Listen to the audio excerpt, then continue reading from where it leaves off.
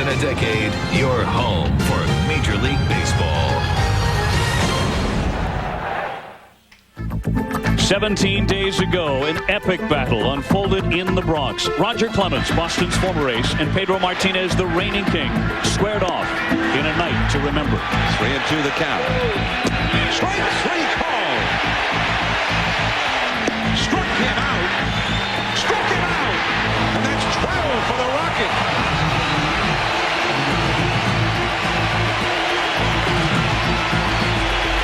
Struck him out. Number 8 for Pedro Martinez. 2-1. Deep and on its way. It is no longer a scoreless game. Pedro prevailed, but today, the rematch.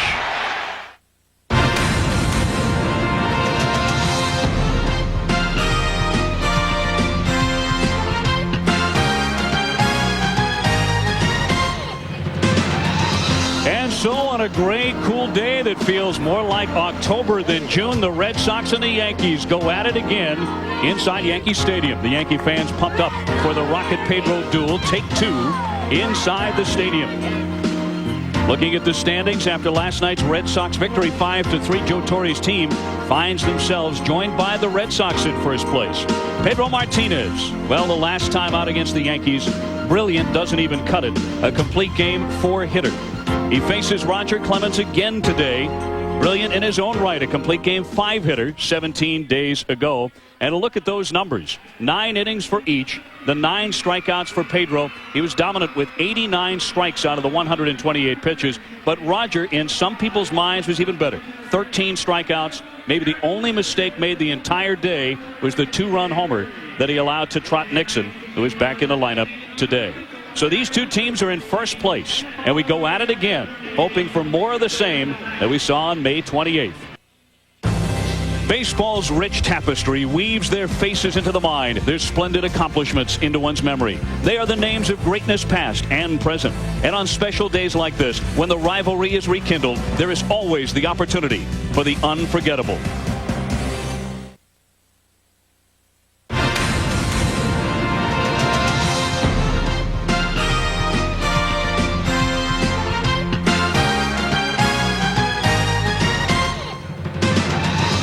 The Yankees' 1999 World Series banner arrived from the heavens this afternoon, seemingly like 24 before it, and touchdown right on the diamond. Where in a few moments, the Red Sox and the Yankees rekindle a great baseball rivalry. A very special day inside Yankee Stadium. We welcome you, everyone. I'm Dave O'Brien along with Ray Knight. This one has all the earmarks of another great game like the one the Sox and the Yankees played just 17 days ago inside the stadium when Pedro and the Rocket hooked up in a classic matchup. They are, Ray, two of the game's great titans, aren't they? There's no question about it. Most overpowering pitchers in the American and National League for the last 10, 20 years. Pedro Martinez has just a complement of fastball, slider, changeup, just pure devastation. Nobody feels comfortable against him. You see the tremendous rotation on that fastball as he crossfires away. Then he drops down, cuts a fastball, running away from a left-hander, and he comes back with a nasty yacker, and you've not even seen his changeup, which may be his most devastating pitch. Roger Clemens, on the other hand, straight over the top, has lost some of his fastball. When I faced him, he was purely a power pitcher, fastball, sliders. Now he's gone to the split finger as his out pitch. A little bit of change as he's matured and gotten older. Look at the difference between the two. Pedro Martinez has 3 angles that he throws the ball. In essence, that's 6 different pitches. Roger Clemens, the 1-arm angle straight over the top with the fastball, slider, and split finger. Raw power. His fastball, slider, and changeup. Even his changeup is a power changeup. Whereas Roger still has power on occasion, but is more of a finesse with the split finger. Then you get to the position where you have constant movement on Pedro Martinez's pitches. Whether it's the fastball, the slider, or the changeup, it's always going somewhere. Roger Clemens, to be effective now, has to throw to spots. So that's the difference between the two. Jimmy Williams, the manager of the Boston Red Sox, who won the American League Manager of the Year a season ago, leading the Red Sox on to postseason play with 94 victories. And here's his starting lineup. He has Jose Offerman back. Offerman having missed 3 games because of a groin strain. He was out, but he's back in and 5 for 11 since they got him back. Jeff Fry at second base. Nomar Garciaparra, of course, one of the game's great stars at shortstop. Carl Everett, though, has made a tremendous difference for Boston already with 21 home runs hit. All of last season, the Red Sox center fielders combined to hit 7 homers with 59 runs batted in. He's already hit 21 with 60. Brian Daubach is the designated hitter with Darren Lewis in left field. Jason Varitek emerging as one of the best catchers in baseball today. Hits out of the 8th spot. And young Wilton Veras takes over at third base. He'll be playing regularly for Jimmy Williams because of the injury to John Valentin, who is out for the year. There's Pedro getting ready. That priceless right hand of his all wrapped up. He's 9-2 with a 0.95 earned run average.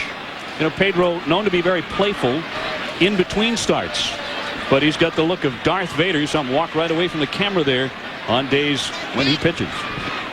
Yeah, Dave, that's why it makes him so valuable, not only because he has the great arm and ability to shut other people down, but his presence in the clubhouse, that happy attitude reflects to the and goes right through his team, and as a result you end up playing happy and take the game for what it really is, as something that was meant to be fun. And with all the high pressure performers out there today having to go out and do things day in and day out, a guy like Pedro is just refreshing.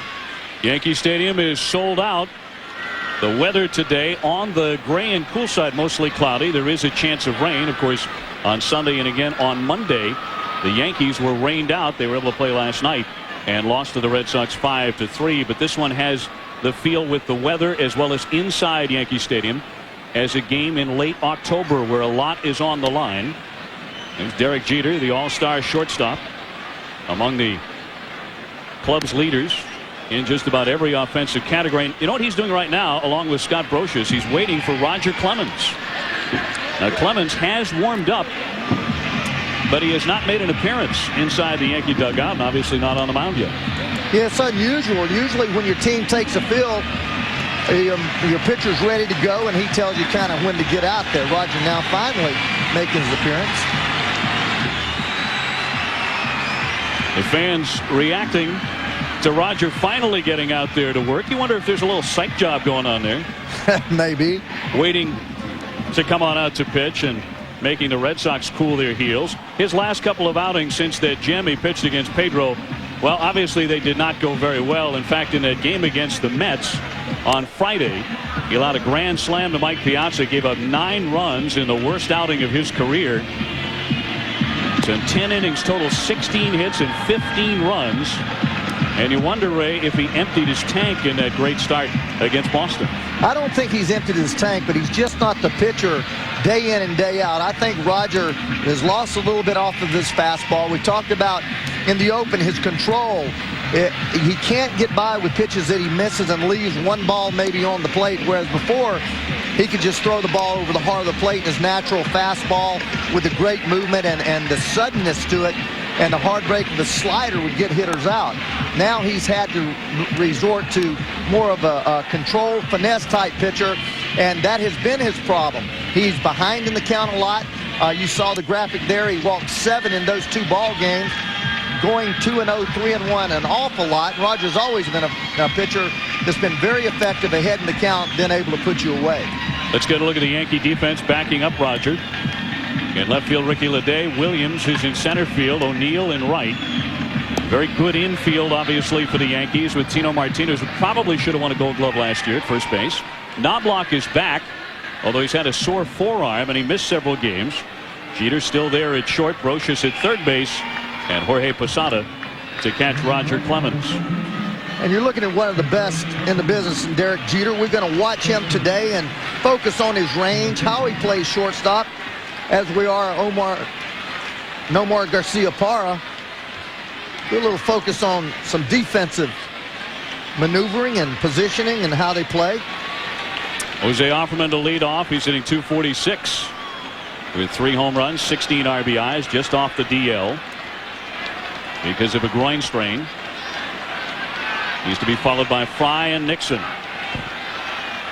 And right away, Posada and Clemens cannot hook up. So maybe some Clemens nerves against Boston here today. And the first pitch is in for strike one. Well, I think that's what he has to do all day long. Get ahead with that fastball, locate it, then go to the split finger and the slider. A ball and a strike to Jose Offerman. The Red Sox with a 5-3 win last night, so they have forged a first-place tie with the Yankees atop the American League East. Last foul. Clemens ahead 1-2. Roger now in his 17th season. He won his first World Series ring in 1999. He won only 14 regular season games in his first year in pinstripes, but he was brilliant in a Game 4 clincher of the series against Atlanta. Still 1-2 on Offerman. See, the defense for the Yankees, they're going to be pretty much straight away. They do not do a lot of overshifting. Play everybody straight up. Just missed 2-2.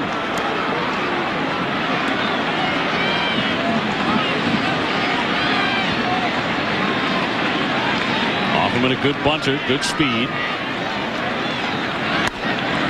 Lines that one right at Ricky Leday for out number one. So despite the lengthy wait, Clemens gets his first man. One gone with Jeff Fry coming up. And one thing, too, Dave, we want to make note of here early. It took 5 pitches in order to eliminate Offerman. In Rogers' heyday, when he was the most dominant pitcher I faced in the 80s, he had that fastball that once he got ahead of you, he either elevated the fastball, fourth seam, dropped that hard slider on you. He was basically a 2-pitch pitcher, as was Tom Seaver and Nolan Ryan, because they had such good fastball, such good location on that fastball, they didn't need a third pitch. Fry, the little second baseman, has hit in 8 consecutive games and has had good numbers against Roger Clemens, 7 out of 15. I say, man. And he's a hot bat. Jimmy Williams needs him in there. And there's a liner into right field for a base hit. So he continues to cook against the Rocket. That's the first hit of the ball game. Well, when you have those kind of numbers against a pitcher like Roger Clemens, you know you can hit the fastball. And here Fry gets the fastball. You don't try to do too much with it. And nice drive the other way. Roger, nice tuck. Problem with this ball, just a little bit too sweet, right down the middle, belt high. So Fry has hit in 9 consecutive games, and here's Trot Nixon, the right fielder. And to show you what kind of fans the Red Sox have and how much they love to beat Roger, after Nixon hit that 2-run home run to beat Clemens on the 28th, his very first game back at Fenway Park, as he was striding up to home plate to bat for the first time, the Red Sox fans gave him a standing ovation. That obviously pumped him up even more. And he went out and hit a 2-run homer in his first at bat. So the Sox fans saluting his effort. They, of course, know how much that means to beat Roger with a dramatic home run. There aren't too many cities around, Ray, where that's going to happen. We're sitting in a ballpark where that kind of thing occurs, that kind of fan acknowledgement. They count 0-2 on Nixon. Well, I've always felt that Boston, New York, and Philadelphia were the most intelligent fans as far as knowing the game of baseball. Yeah, I'd throw St. Louis in there as well. St. Louis is right there. It's the corner. The crowd wanted it. 1 ball, 2 strikes on Nixon.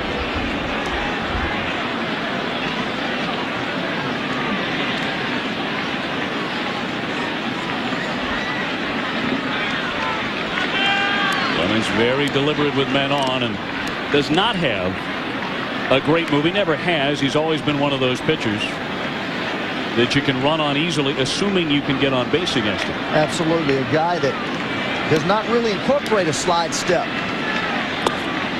Well, there's also been a theory brewing in baseball the last couple of years about Clemens possibly tipping his pitches to the opponent by really slowing up that front leg in the delivery on breaking balls and tipping off the hitter that the breaking pitches come.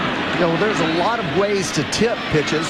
The way that you grip the ball in the glove, the tilt of your glove. Sometimes on breaking balls you come down farther to your waist. And you can bet that with all the video, TV that we have now, these hitting coaches are zeroing in on these deliveries. And as Mel Stottlemyre said, he was going to take a look at Rogers' last start because he felt like every time he threw a breaking ball, they were all over it. Garciaparra on deck. Fry runs, and that's ball 4. Well, in that classic pitcher's duel with Pedro Martinez here at Yankee Stadium on May 28th, Roger did not walk anybody in 9 innings. Well, this is a big difference in Roger Clemens. Gets an 0-2 count on a hitter, and then he cannot put him away. The first hitter, Offerman, goes to 2-2, foul fly ball on a 2-2 count.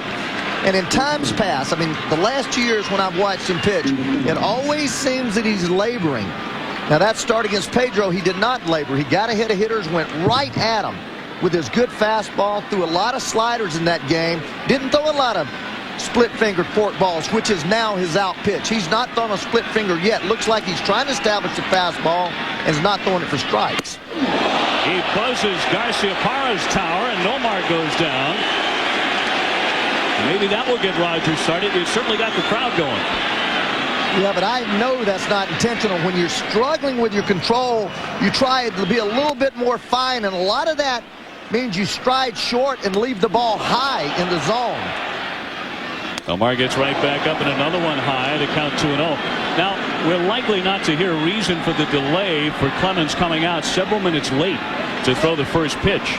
You wonder if there's something physically wrong, if he's ill or if he's sick or something.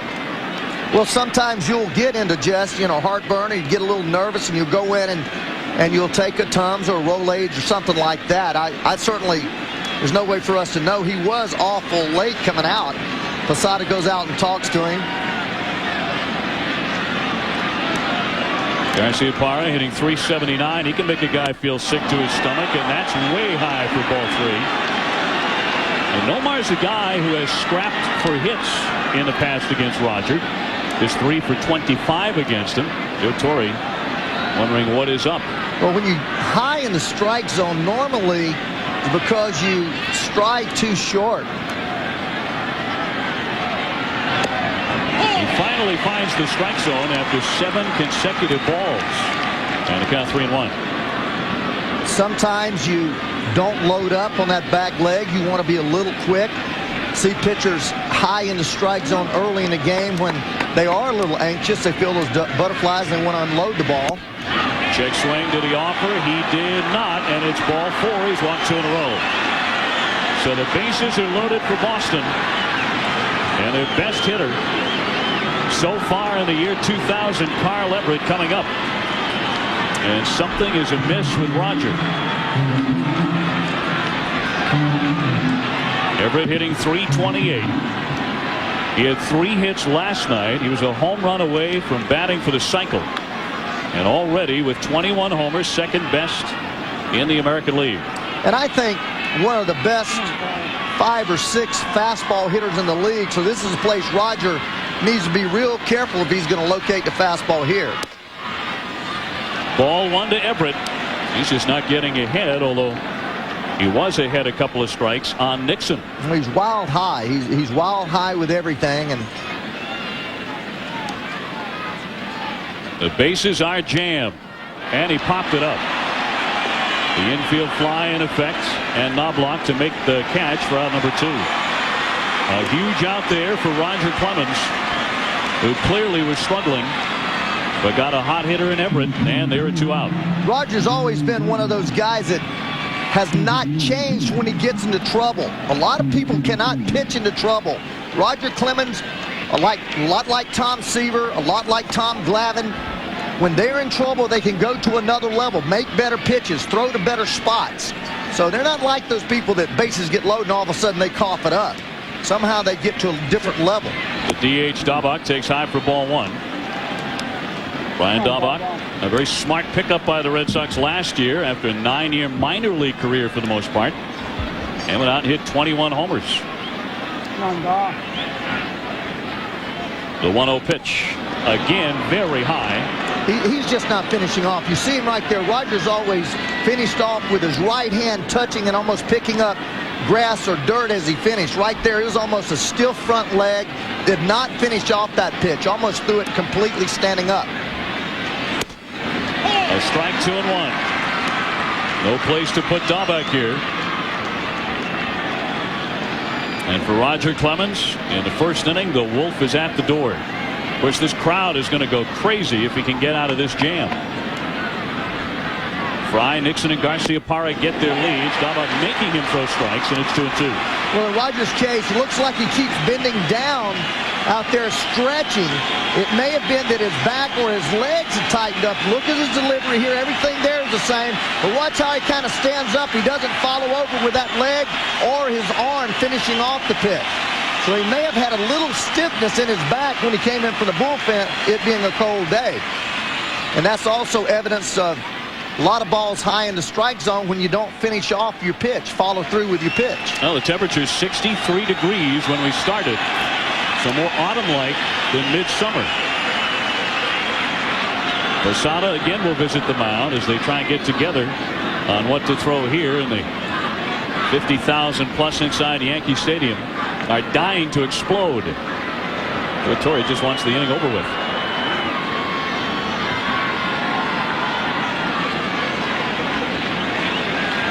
A Wednesday afternoon matinee.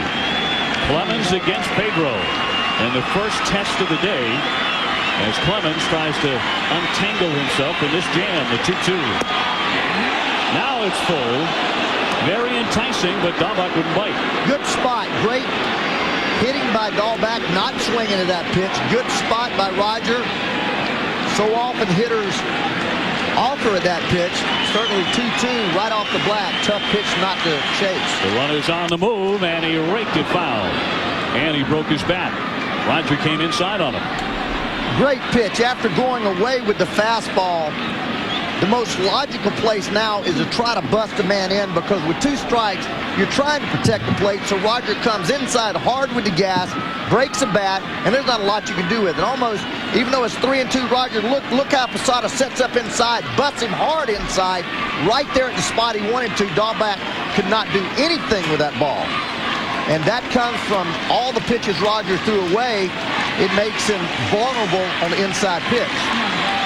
Two pretty good class pitches.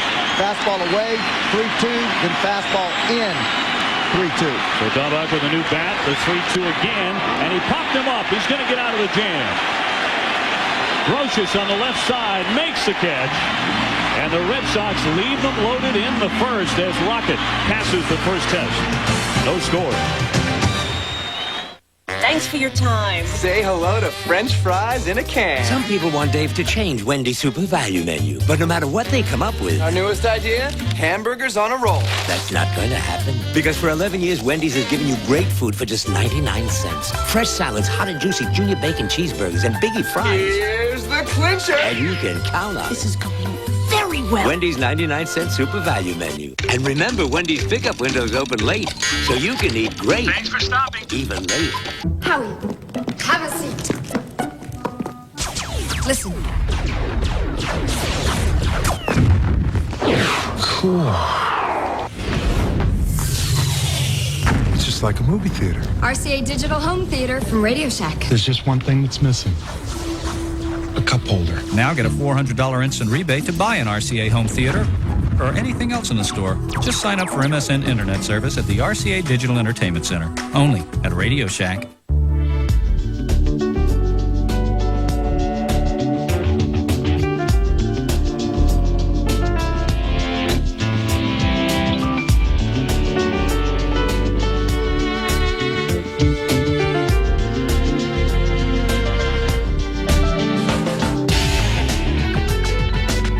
The surprisingly affordable Leganza from Daewoo. At less than $19,000, no other car has taken luxury this far. Well, the Red Sox had a golden opportunity loading the bases but could not score as Roger Clemens got out of it.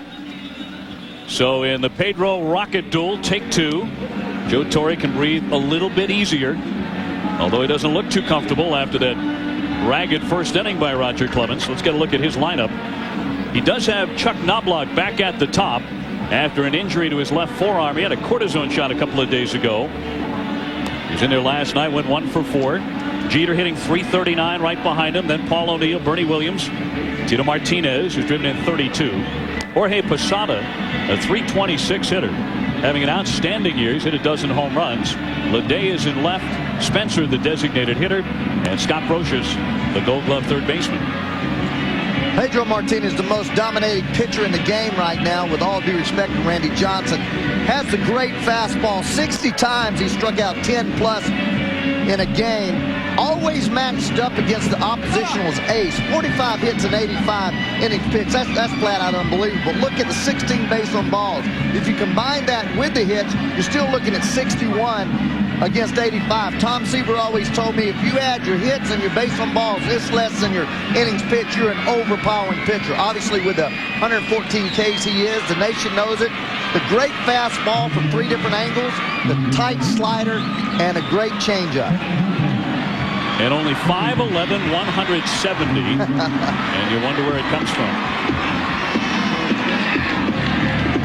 Chuck Knobloch hitting .286, and he's hit in 7 consecutive games. Made some nice plays in the field defensively last night in his return. Of course, his throwing problems much maligned here in New York. Jeter and O'Neill to follow. 0-0. On a gray Wednesday afternoon, but they've got baseball inside the stadium, and a tremendous matchup again. A ball and a strike on Knobloch. Pedro has 2 Cy Youngs, 1 in each league. So he combines with Roger Clemens for 7 Cy Youngs between today's starters. Dave, I saw Mel Stottlemyre go to the phone as Clemens came in, and immediately they got Mendoza up in the bullpen. So Roger may have experienced some tightness or something. I mean, I hate to speculate what's going on, but they do have Mendoza warming up in the pen. The 1-2 pitch, and raked into the corner by Knobloch, and up against the fence. He digs into second base with a stand-up double. So here in the first inning, already both pitchers not nearly as pristine as they were 3 weeks ago. You don't see Pedro throw too many fat pitches, but that pitch fastball up with a little bit of movement in, just so you can throw the head on it, and Knobloch does just that. Ball didn't run in, as Pedro's balls are accustomed to do. Great movement on his fastball. I mean, good 6, 7 to 8 inches movement sideways on his fastball into right-handed hitters generally. Jeter with a man into scoring position, hitting .339. He has sizzled since coming off the disabled list on May 27th after a sprained abdominal muscle. In 14 games back, he's hitting .477. It's 31 hits and 65 trips. You don't see Garciaparra anywhere near Knobloch playing Jeter to pull for some reason. Gently tapped foul. 0-2 the count. Yeah, Garciaparra way over toward the third baseman. Look at this right here. Garciaparra just only about 5 steps from the third baseman. Look at the hole up the middle there. Right here, Jeter, with nobody on, should be shooting the ball back up the middle or to the right side. Garciaparra playing in the hole. That tells me they're going to throw him a lot of changeups and a lot of fastballs down and in, because that's too huge a hole to just give up to somebody. Nobody out. Knobloch at second base, and you can see Jeter trying to go the other way there on a pitch outside. Now Pedro, this is where he really gets pretty sick against the opposition. Opponents are 2 for 45 with men in scoring position against Martinez. I mean, you can tick off a volume of those kind of stats about Martinez, but that's what you call pitching in the clutch. The 2-strike pitch to Jeter. Ran it up there. Too high, 1-2. I can tell you right now, Dave, all Knobloch has to do is get a good lead and steal third. Pedro's not paying any attention to him. Shortstop's off of him. You have nobody out, you don't want to get thrown out over there. But there at third base, he can steal third base standing up right now. Guarantee you. Fry's playing with him a little bit, but backs off early in the set. He's backed off already. He could go right now. Not running, and it's fouled An excuse me wave there by Jeter. Just got the bat in the way in a check swing. Well, of course, Pedro Martinez, legendary, coming inside on hitters. And the last time that he faced the Yankees on the 28th, not afraid to go inside. He hit a couple of hitters as he got Knobloch. And later in that game, he also got Posada. Well, it's all a part of his repertoire, his idea, the way he goes about his business, establishes that inside part of the plate as his, and then goes away with a slider and a changeup. A wave and a miss, and he struck him out. Inside and outside with the soft breaking ball for his first strikeout. Well, it's real hard to stick that shoulder in there when you've had one right up around your neck at about 98. I mean, that ball, Jeter's got no chance. He misses this ball by a good 10 or 11 inches. That's one of the worst swings you'll ever see Derek Jeter make, and that's simply because of the little message sent up and in. One down, the hitter, the lefty, Paul O'Neill. He's hitting .294 with 7 home runs. Pedro, of course, has only made one start since the gem against the Yankees here, and that was against the Cleveland Indians. It was a one-hitter over 8 innings, so he pitched a terrific game, but because of that oblique muscle pull, he hasn't pitched very much. He's also working on an extra day's rest today, and last year when he had that extra day, he was 13-1. That one hit softly. Great stab by Fry, and that's going to save a run, at least for now.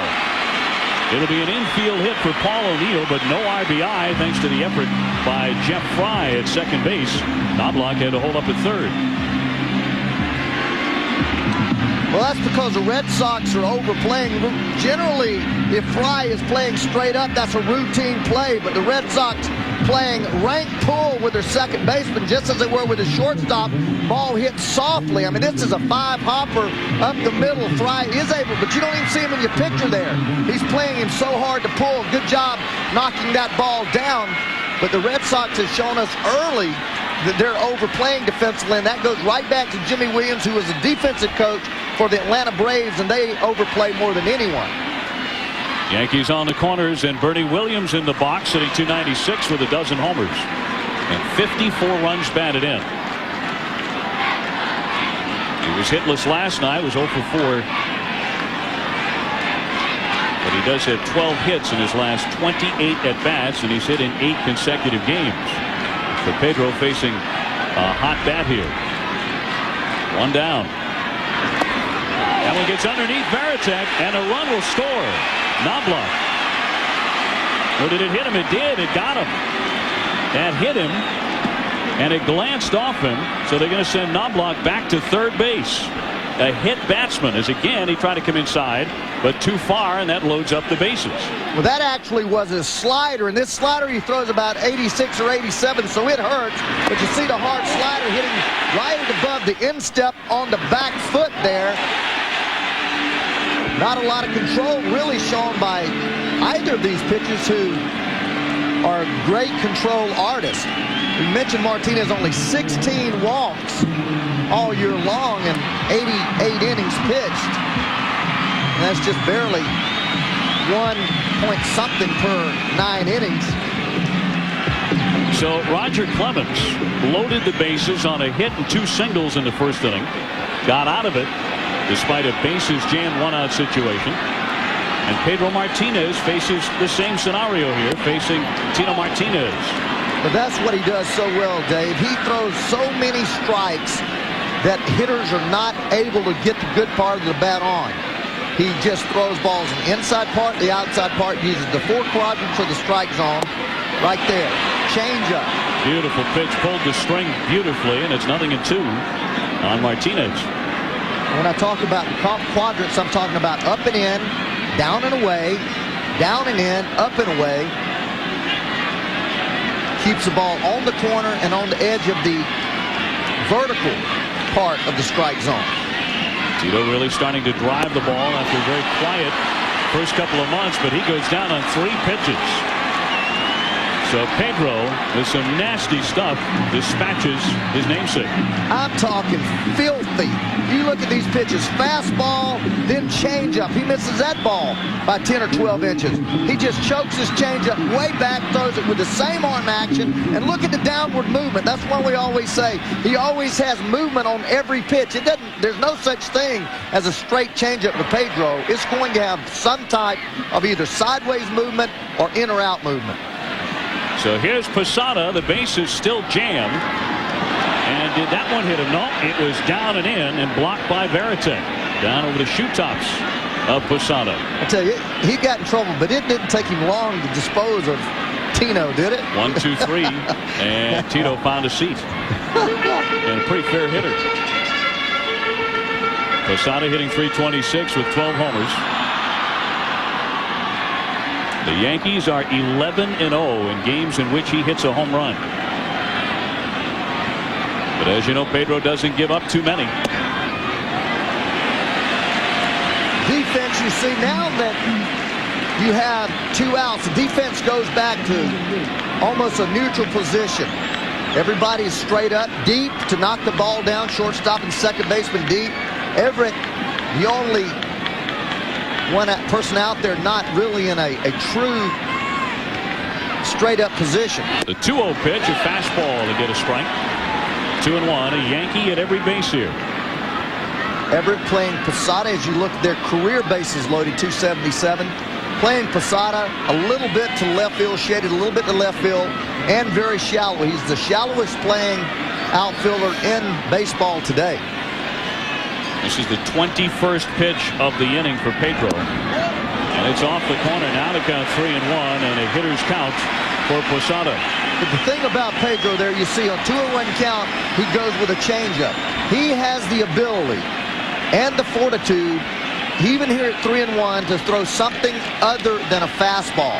He believes he can throw that slider for a strike. He believes he can throw that changeup for a strike. As a result, it's hard to sit on one pitch. The 3-1. Went with a fastball, and he fouled it back. A good rip by Posada. Ball's up out of the strike zone. That's the pitch you see best. Actually, ball 4 there. Posada did take a good rip at it. But Pedro throws you so many pitches, so many different angles, so much change in his elevation. Look at this pitch. It's going to be a fastball. It's going to be a little bit up in the strike zone. The catcher reaching up above his face mask. Definitely a ball. But he saw that ball pretty well. The 3-2, and where did that miss? It is ball 4. Oh, so close. Pedro is disgusted. He thought he had strike 3, but the walk to Posada forces in Knobloch, and the Yankees lead it 1-0. Yeah, I don't know where that pitch was either. It had to be down. Look at the catcher's mitt, see what kind of movement it has. That ball, it's not where it goes over, it's where it goes over the plate, ladies and gentlemen. Not where he catches it. Check the knee. Check the knee. That ball is right there. That ball's got to be a strike. He had to call that ball down. I mean, that ball is right there. Right there. Tough pitch to call a ball, I know that. Posada picks up his 33rd RBI. Garcia Pyre, Bernie Williams.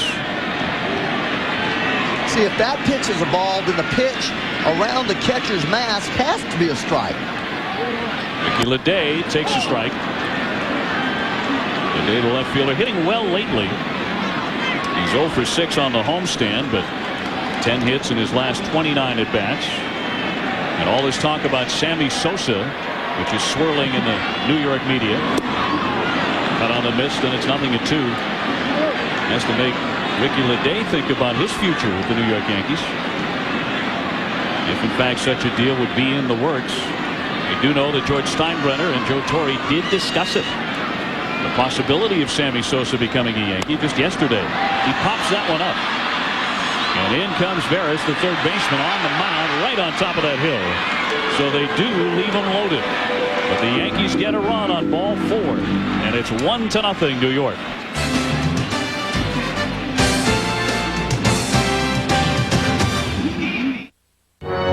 Kawasaki brings you a classic story of 3 bikes and the offers that go with them. Starring the Vulcan 1500 Classic and the Vulcan 800 Classic. And in the role of its career, the fuel-injected Vulcan 1500 Drifter. The all-star cast includes up to $500 in free accessories, or payments as low as $106 per month, or 000 for 6 months. The Vulcan Cruiser from Kawasaki, a classic that will move you. Now playing at your Kawasaki dealer.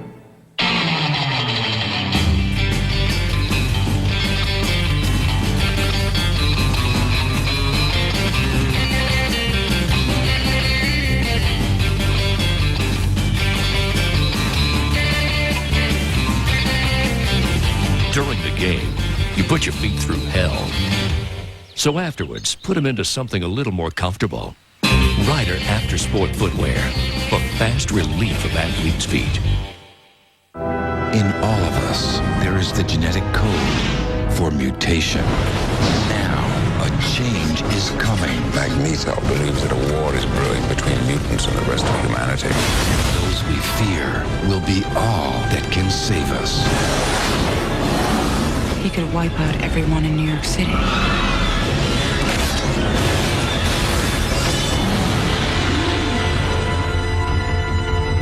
Starts Friday, July 14th.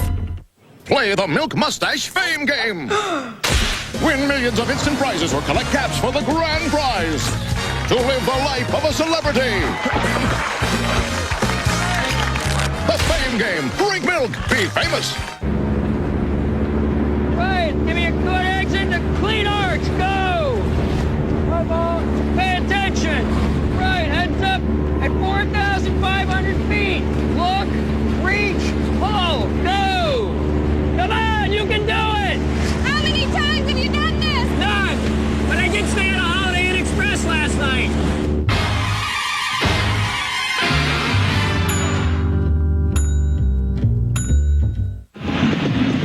The Yankees have the first run of the afternoon. 1-0. They lead the Red Sox going to the top half of the second inning. Well, so much for the rematch between Clemens and Pedro Martinez. That is not Roger Clemens. That is Ramiro Mendoza. Obviously something wrong with Roger, who has to leave the game after 1 inning, 1 hit.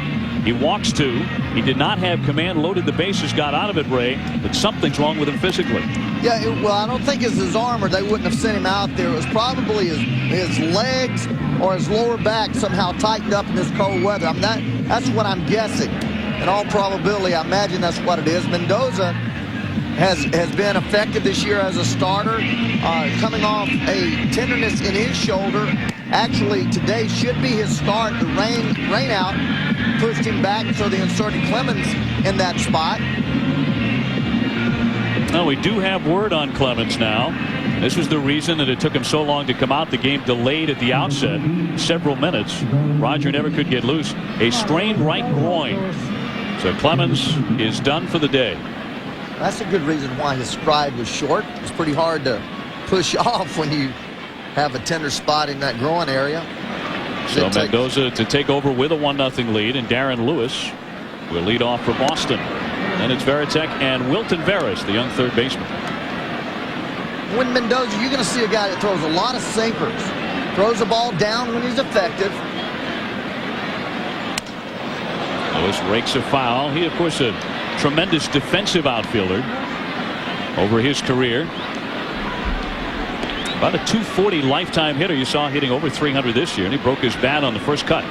Yeah, when you're able to carry Darren Lewis as your starting center fielder, which is an outstanding one, you have a great baseball team, because he a little short with the bat, runs exceptionally well, and covers a whole bunch of ground out there in center field. They're playing in left field because Everett has won the center field job here, not only with his defensive play, but with his bat. So Lewis in left today, a guy who once played 392 consecutive games without an error. That's the major league record, handling almost 1,000 chances. Well, Ray, we mentioned the Sammy Sosa stories that are filling the New York sports pages over the last 48 hours. The Cubs may or may not be ready to deal him, as this fly goes right to Bernie Williams for out number 1. And the question, of course, is, will Sammy agree to a trade? As a 5 and 10 man, he can nix any trades. You think, though, if the Yankees are willing to part, especially with some pitching prospects, they have a very deep farm system. And And I know Joe Torre has made the comment, hey, you're talking about 60 home runs a year there. Not that he was necessarily going up on a pedestal and demanding Sammy Sosa come here, but... Well, I think it'd be a great thing for Sammy Sosa because of he said that New York is one of his favorite cities, and the fact that I don't know that it would affect Leday. Leday, a good, solid defensive outfielder. I would think that they're thinking of Sammy more as a DH, a guy that can give you 500-600 bats, take care of his legs, and not playing much, maybe spot starting. Sammy's numbers so far this season, 305, 19 homers.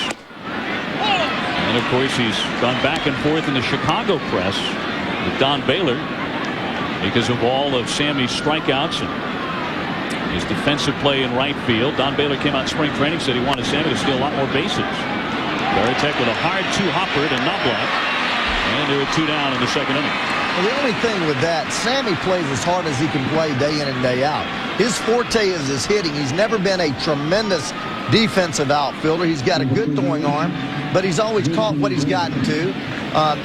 As far as strikeouts, big guys like that are going to strike out. I mean, that's why they hit so much home runs. Yeah, the Yankees have had a few like that. Sure, they have. Reggie, Mickey, they've had a few. Babe Ruth struck out. So sometimes a manager expects a little too much from a player, and you ask him to do things he can't do. Sammy, he just goes out and plays hard and does the best he can every day. The young third baseman Wilton Veras, 22 years old, out of the Dominican Republic. And at third base today, hitting .259. Replacing the injured John Valentin. Count 1 ball and 1 strike. The Red Sox like him a lot. He has a very strong arm and has some power. He's been one of their top prospects the last couple of years. Getting his chance. Broke his bat on that one.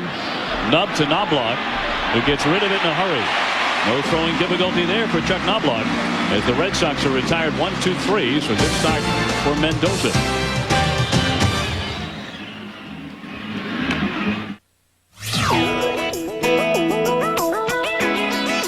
Check this out. Go to some auto insurance company websites and try to get instant quotes and instant coverage. Can't do it. At Progressive, our website is different. You can do things at Progressive.com that you can't do at other websites. I got an instant quote from Progressive and rates for 3 other leading companies. No waiting for emails. No pushy callbacks. If we can't save you money, we'll tell you who can. I bought my policy online in the blink of an eye. Or if you want, call us anytime at 1-800-AUTOPRO. At Progressive.com, I can pay my bill online, even add a new car if I want. Even our immediate response vehicles are online to help settle claims faster. More people visit Progressive.com than any other auto insurance website. Those other websites might as well be called can'tdodiddly.com. We've given the auto insurance industry a big upgrade. Shop and buy online at Progressive.com. Not what you'd expect from an insurance company. If you have thinning hair, you can get this hair loss research update free by calling 1-800-HAIR-CLUB now. I love my hair, and I can't believe how simple the process is. It's quick, it's easy, it's painless, there's no surgery. And what I love about it is I can do whatever I want every day. I can go swimming, I can play sports. You won't believe it until you try it yourself. You can get this hair loss research update free by calling 1-800-HAIR-CLUB now. It's not about having fun. It's not about recreation. This is about action, drama, and intensity. This is the College World Series, and it's about winning. The emotion of college sports and the excitement of top-flight baseball come together in Omaha. The 2000 College World Series continues tonight at 7 on ESPN2. To say Pedro Martinez gets up for the Yankees is the essence of the word understatement. These are his last 3 outings against New York. 3-0, including the playoffs. A 0.36 earned run average rate in 25 innings. He's allowed just 7 hits, striking out 38. And he's given up 1 earned run. And until they got a run off him in the first inning of today's game, he had gone 23 1/3 innings without allowing a run to the Yankees. Over that span of starts, he goes after Ricky Leday to start the second. 1-0 the Yankees in front. Well, if you were a chemist or a physicist and you started to build a body to be a pitcher. Get up the middle, a range play there for Garciaparra, and he guns him out. Nice spin move by Nomar for out number 1. Tremendous range by Nomar. Look where he starts right there, and watch his steps. Count the steps. 1, 2, 3, 4, 5, 6. 6 steps. That's generally 24, 25 feet. But the big thing was the first step. He starts getting a little choppy there to get himself under control. But that first step was on the crack of the bat. Tremendous range. Going back to what I was saying about Pedro, perfect body for a pitcher. Lean, lanky, long arms, strong in his buttock area. Real long, lanky arms. Well phrased, by the way, right? Yeah, yeah. Going back to Forrest Gump. And then he has the arm angle, very loose, almost spider-like delivery, which is tough to pick up. Spencer with a pop-up behind first base. Offerman headed for the seats, but out of his reach. Well, at 5'11", as far as pitchers go, he is on the short side. Only one pitcher under 6 feet, born after 1900, has made it to the Hall of Fame. And that was the Yankee great Whitey Ford, who stood 5'10". Pedro, of course, headed that way on his way to Cooperstown. If he keeps up this astronomical pace. Pedro's father was a semi-pro pitcher in the Dominican Republic. Pedro never got a chance to see him pitch, but apparently his dad competed against Manny Mota, the Alou brothers, in the Dominican. And he asked his former manager, Felipe Alou, about his dad. Felipe said he had a good arm, a live arm.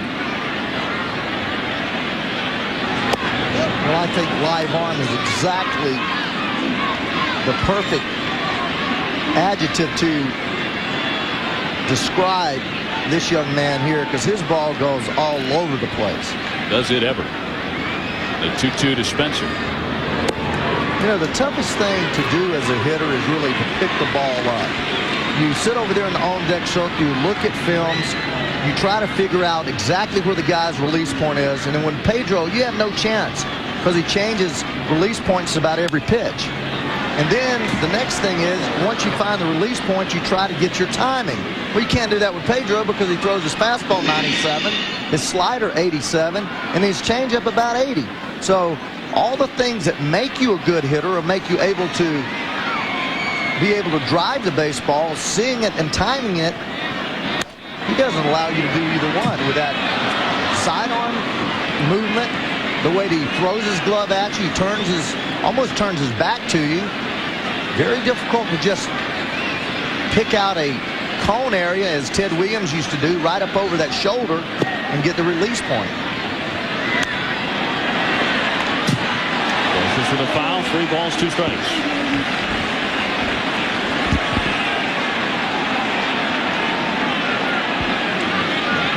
Look at that. I mean, there's no way. I mean, when you're a right-handed hitter, that ball ends up coming from behind your back. Garciaparra behind second, slings it over there to retire Brocious. 2 good rangy plays here by the all-star shortstop. Well, big night coming up this Wednesday evening. It's tonight on ESPN, the White Sox against the Indians at 7 o'clock, 4 o'clock Pacific time. And on ESPN2, the Diamondbacks against the Dodgers at 10 o'clock Eastern, 7 Pacific. Arizona with a 3-game lead on the Dodgers, and they have the big unit, Randy Johnson, with 10 wins, first in the National League, towing the slab tonight. 2 down. Here's Knobloch, who doubled and scored in the first inning. So he's hit in 8 consecutive games. He has scored the only run in this one. In the bottom half of the second inning, on a great day at Yankee Stadium, and an afternoon that has already seen Roger Clemens have to leave the mound after just 1 inning. It's really hard to find a way to set up to hit Pedro properly. I mean, to me, a guy that throws hard sinkers in, you almost have to back off the plate and think, shoot the ball to right field, anything close to me is a ball. But when you back off the plate with Pedro, he has such great control that he drops that slider on the outside black or that changeup out there. So these hitters that pull the ball off of him are sitting right in his hands. He's ahead of Knobloch, 1-2, and just got a piece of that one to stay alive. You know, Ray, occasionally you'll hear a certain physical advantage that a great player has. Like these talk about Ted Williams' eyesight, phenomenal eyesight. If you examine the fingertips and the index and middle fingers of Pedro's right hand, you'll see they're calloused right up underneath the fingernail. Swing and a miss, and he got him for strike 3. Must give him some extra command, being able to hold on to that ball a little bit longer, and he did it to whip Knobloch. 1-0 New York. See if they got one of these. I don't believe it. Do you know how long it's been since I've seen one of those? How'd you find this? Oh, go back. Give me the mouse. Give me the mouse. Come on. Car Guys, your website is here. CarParts.com, the world's largest supply of parts and accessories for cars and trucks. Oh, man. No, stop. Excuse me, number 8 bus go here. About number 9. What are you looking at?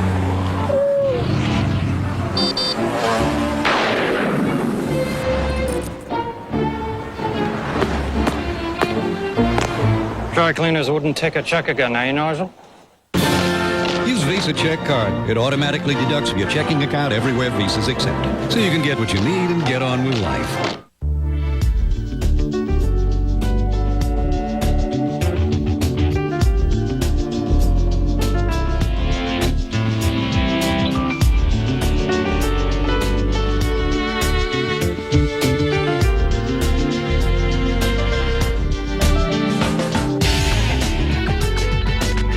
The surprisingly affordable Leganza from Daewoo. At less than $19,000, no other car has taken luxury this far.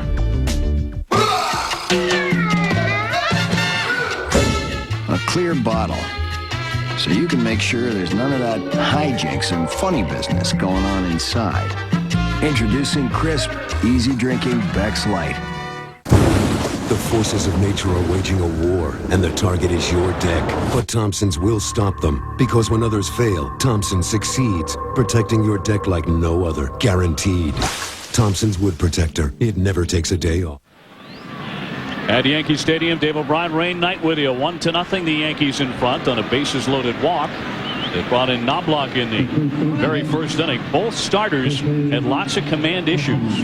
And Roger Clemens had a bigger issue. He had to leave the game because of a right groin strain after just one inning of work.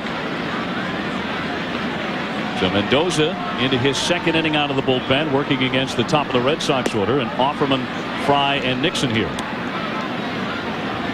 Offerman 0 for 1. He's lined out to left field. These two clubs hooked up in the American League Championship Series last season. Boston getting into postseason play after 94 wins, winning 90 games for the second consecutive year. And since 1976 and the advent of free agency, the Red Sox have won more games than any major league team except the New York Yankees. And that's ball 4. He saw nothing to hit. Roger Clemens came out late to start the game, went back to the clubhouse. Watch his right leg, how he never finishes with his right leg. That's where he had the groin pull. Mentioned how he did not kind of finish, and he leaves it up in the air, kind of stiffens it right there. And that was an indication that something was wrong with his back or his leg. Turned out to be his right groin, and normally that right leg just fires over the top. Offerman takes on the first pitch, and it's fouled away by Fry for strike 1. And that's the reason why it didn't, because he has either torn it or aggravated something in there. He will not hear, in all likelihood, any further on that injury today, the groin strain of Roger Clemens. Clemens coming in with a record of 4-6, so obviously not having a Cy Young kind of a season. And his last couple of outings had been very short, just 5 innings apiece. Fry with a base hit in the first inning. He's 1 for 1. Good stab there by Posada to keep that one from getting by. 1 ball, 1 strike. Mendoza, for the most of his career, has been used as a spot starter and a long man for the Yankees last year, starting in the 5th role. Arabu taking that over, then after the trade, moving back into that slot. This year, starting the season as a 5th starter. This ball club, when he's in long relief, you're talking about deep. The Red Sox have already taken 3 bases on balls in the first few innings of this one. In the top half of the 3rd inning, 1-0 New York.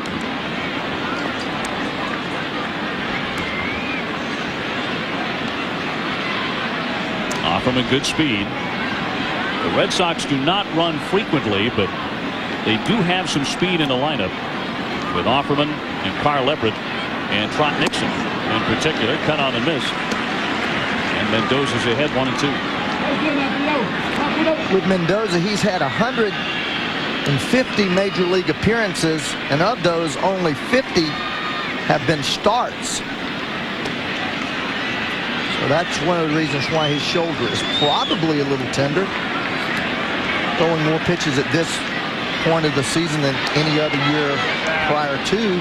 But a very valuable swing man that the Yankees have been reluctant to part with, because when you're looking at 37-year-old starters like Cone and Clemens, what happened today, not necessarily likely, but a strong chance it could happen. Clemens having to leave because of an injury, and you can roll Mendoza right in there, not losing too much. A foul by Fry. 1 ball, 2 strikes. Fry stands about 5'9". Jimmy Williams likes him a lot. Defensively, he's been very solid. He's also hitting .314. So the decision to move Offerman over to first base helps them defensively after Offerman came off the DL and keeps Fry's hot bat in there. Nixon up next. 2-2. So the pitcher's duel that we anticipated, unlike back on May 28th when it was much hyped and it lived up to every minute, well, it does not unfold on this June afternoon in the Bronx, as Clemens is out, and so far Martinez has not been ultra sharp. Another broken bat. Jeter shovels, and that's the only play they get. On the first play, he got it to Knobloch. 1 man out. That ball hit very softly, and I think 4 or 5 broken bats already on this day. Yeah, with the ball moving into you, this pitch is just a sizzling sinker in on Fry's hand. No chance, as he feels the ball right there on the grass. But every pitcher that we've seen thus far today has the ability to run the ball in on these right-handed hitters.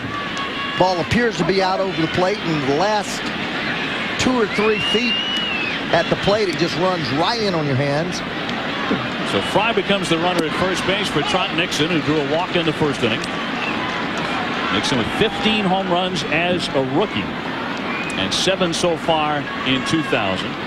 Hitting just under 300 defensively. He's really making a name for himself among right fielders in the American League. He might be the best defensively in the league right now. Well, Jimmy Williams said that he's playing as well as you can play. Running the bases, clutch hits, driving the ball, hitting over 300. And as you've mentioned, really worked hard at playing that tough right field wall. Everybody talks about the left field wall, the configuration at right field. Very difficult at Fenway with that short porch with a curve going all the way out to about 40, 50 feet. And straight across to a low wall by the bullpen. Yeah, that's Dewey Evans' corner out there, right there in front of the bullpen. Jimmy, of course, preaches defense, and then more defense. Wants his teams as fundamentally sound as possible. Nixon being very patient, and a count 3-1. Well, this is a good running count here, 3-1. You figure that Nixon swinging the bat as well as he is. First base Big hole over there. Should get something to hit here, 3-1. Fry, a good runner. This is a change-up, a breaking ball. He'll steal the base. If it's a fastball, he could score on a double. He is running, and it's raked into right, but O'Neill will make the sliding on the knees catch. No double play. But a fine grab out there by Paul O'Neill. Speaking of solid right fielders, a sinking, slicing line drive. Not as easy as it looked. Paul does everything so well and so quietly, except in the dugout with that water cooler. Yeah. But here's a pitch, fastball moving out, starting in, moving out over the plate. Right on it, Trot Nixon. Here, ball sinking hard, and O'Neill going down with the sink to his knees. Out number 2, and here's Nomar, who walked his first trip. Goes after the first pitch and hits it to Jeter. And that's all for Boston. They get a man on, but strand him. We're in the middle of the third inning in the Bronx. Still 1-0, the Yankees. Kawasaki brings you a classic story of 3 bikes and the offers that go with them. Starring the Vulcan 1500 Classic and the Vulcan 800 Classic. And in the role of its career, the fuel-injected Vulcan 1500 Drifter. The all-star cast includes up to $500 in free accessories, or payments as low as $106 per month, or 000 for 6 months. The Vulcan Cruiser from Kawasaki, a classic that will move you. Now playing at your Kawasaki dealer. Hi, I'm Tammy. What do you look like?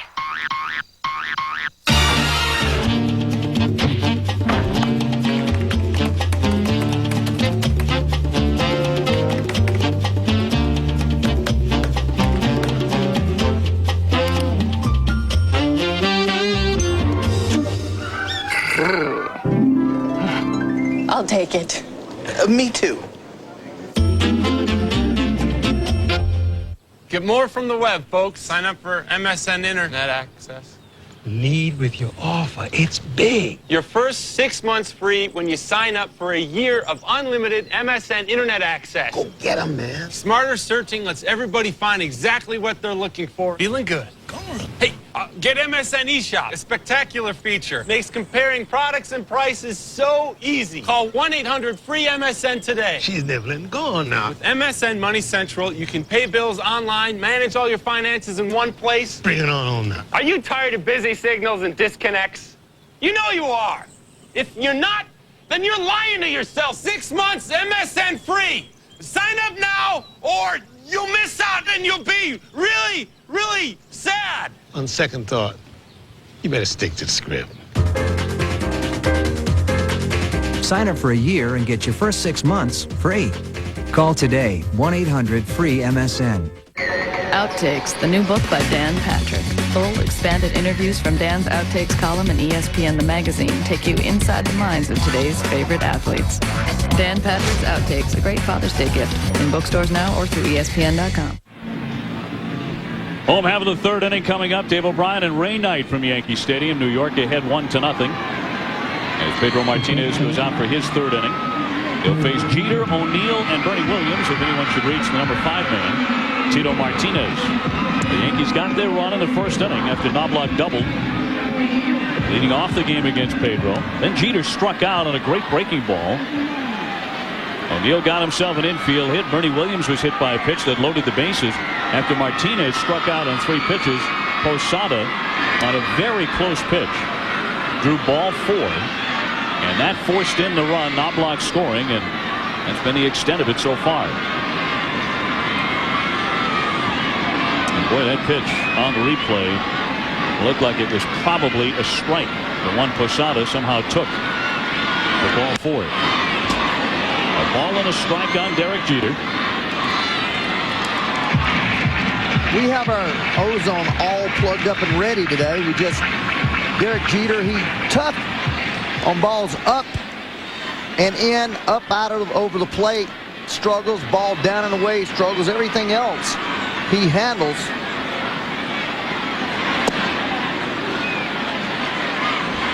As you mentioned the first time up, going down on a hard breaking ball down and away, and that's one of Derek's vulnerabilities. The red is the out zone. Green is where he hammers. That pitch down and away is a pitch that gives him trouble. Anything middle of the plate, up, out over the plate, down and in, he can handle. But if you're going to get him out, you have to put the ball right up under his hands, tight, go up the ladder with the fastball, and then throw those darts on the outside part of the plate. And a man's 340, 350 hitter doesn't have a lot of holes, but you can pitch to him. I was about to say the best laid plans, but that one's on the inside corner for called strike 3. Jeter not terribly fond of the call, but Pedro snuck one on the inside corner to whiff him for the second time. And what happens, that sets up the first at bat when he struck out on a slider away, sets up that pitch, because you have to be able to respect the pitch they got you out on in the prior at bat. Here's the O zone is the red, the hot zone is the green. That ball's on the inside part of the plate there, right about the bottom of that red area there. Again, you can squeeze him inside as long as the ball is up. Generally, he'll foul that ball off, try to spoil it, get to a better pitch. But with Pedro making that great pitch down and away, the previous at bat made him more susceptible to that fastball in. Yeah, that was into the K zone. Oh, yeah, that's definitely the K zone. How do you like that O zone? I like that. I like that. It's colorful. It's colorful. It's kind of Christmassy way if you want to get right down to it. With the red and the green. Well, we can change the colors now. O'Neill doesn't get the fastball, nothing in 2. Paul O'Neill with a base hit his first trip. Ray, he really took to the American League in 6 seasons over in the National League with the Reds. He never once hit 300, but in all of his first 6 seasons with the Yankees, he hit over 300 or right at 300 every year. Well, I saw Paul early in the National League, and he was pretty much a pool hitter. He also was not real disciplined. He swung at a lot of pitches. And I also thought that his swing was big. He tried to hit the ball out of the ballpark. He's a pretty big guy, too. 6'3", 210. And when he came to American League with this big ballpark, short down the line, he started hitting line drives to left field, fighting balls off, not trying to hit the ball out of the ballpark every at bat. Realized what type of pitcher, what type of hitter he was, and as a result became a real tough out. His swing became shorter, and he changed his field of direction. Happy to hit the ball to left field, and he's become one of the toughest outs against left-handed pitching because he's not afraid to use that third base side of the infield. Won a batting title doing that in 1994. Hit 359, the 1-2 from Pedro, and a check swing. 2-2. Paul's a pretty fair tennis player as well. Jim Courier, the touring pro, is a good friend, and they've been known to practice together. Apparently O'Neill has a killer service. He can serve about 100 miles an hour. You can get this from me, but I guess the backhand needs a lot of work at the service game. And he has the temperament to be a touring tennis pro too, doesn't he? Lunging after that one, and Garciaparra cannot reach it. Some pretty good hitting by Paul O'Neill, lunging down to get his second single of the game, just out of Nomar's reach. A one-out hit.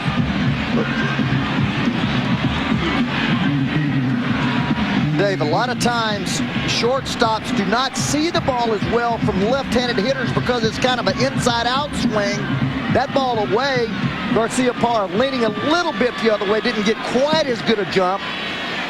O'Neill pulling a ball on the outside, black up the middle. Garciaparra, in his mind's eye, sees the ball out away from him, thinking the ball is going to be hit to his right.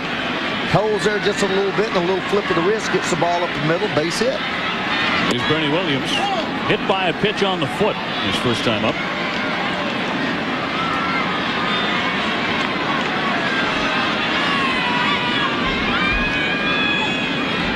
Bernie in 1999 became the first Yankee since Lou Gehrig with a 200-hit, 100-walk season. A complete year for the man who, along with Jeter, is the heart and soul of their lineup.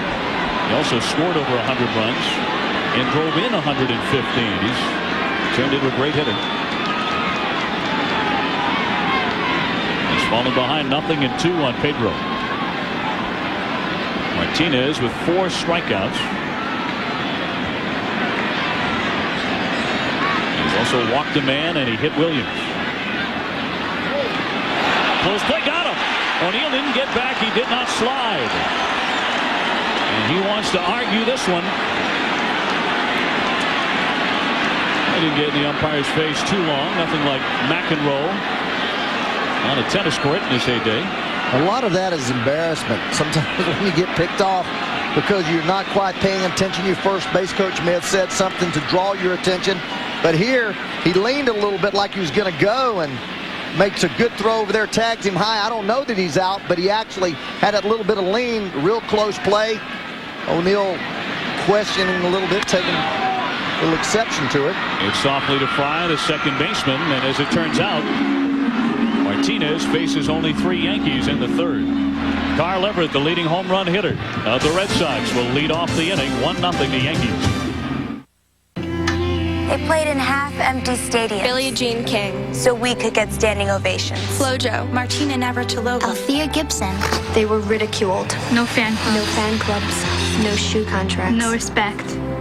They endured catcalls. So we could be superstars. They played for themselves. Wilma Rudolph. No sponsors. Nobody paid much attention. Hazel Howard. Daddy They were Stokes. called different, so this would be normal. They started everything. They made records. They made history. They made history. Cheryl Miller. Chris Everett. We have it good. We have it good. I love to play. I do my best. I want to be great. I want to be great. They created a world where we could jump, shoot, Sing. Shine. Try. Don't blow Don't it. blow it. Don't blow it.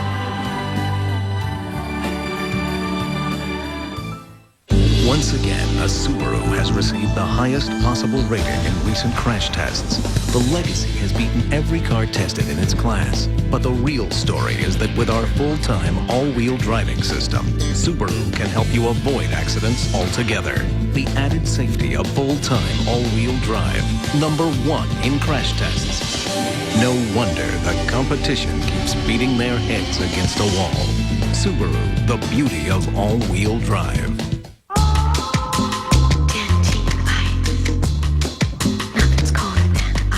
Not all chewing gums are the same. Dentine Ice.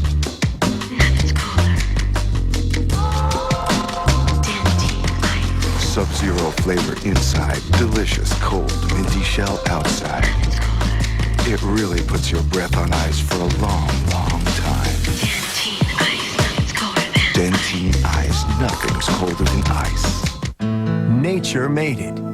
Minwax makes it beautiful with rich wood stains and long-lasting protective finishes.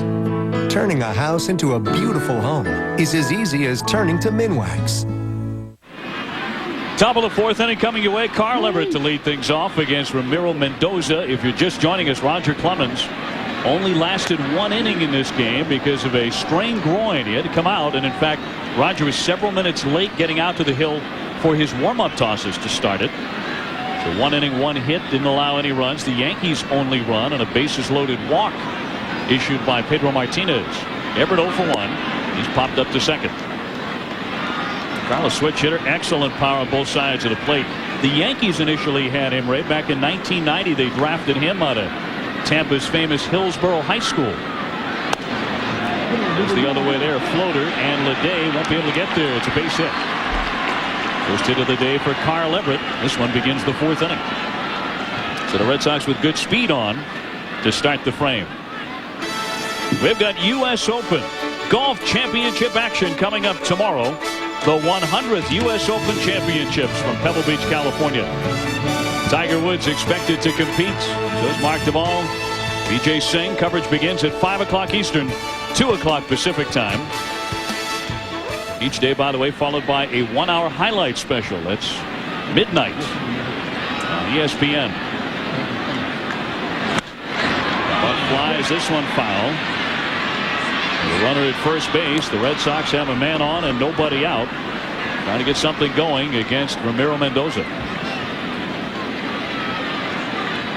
And talking about Carl Everett, who never was much of a Yankee fan. Coming out of the same high school there at Hillsborough High, they produced Doc Gooden and Fred McGriff, a couple of former Yankees, along with Gary Sheffield. Now having a bang-up year for the Dodgers. Check swing, but he went. He offered at it, and the count 0-2. And you know, since Carl Everett left the Yankees in the expansion draft years ago when the Marlins took him. He has said he never wanted to play for the Yankees. And they left him exposed in the expansion draft. Well, he's one of a small number of players that wouldn't want to play here. Yeah. Especially with the power he's developed. He's been late developing, though, now 30 years old, and it really hasn't been until the last couple of years. Great season with the Houston Astros last year, and now having an even better one with Boston, that he's really come to the fore as an offensive impact player.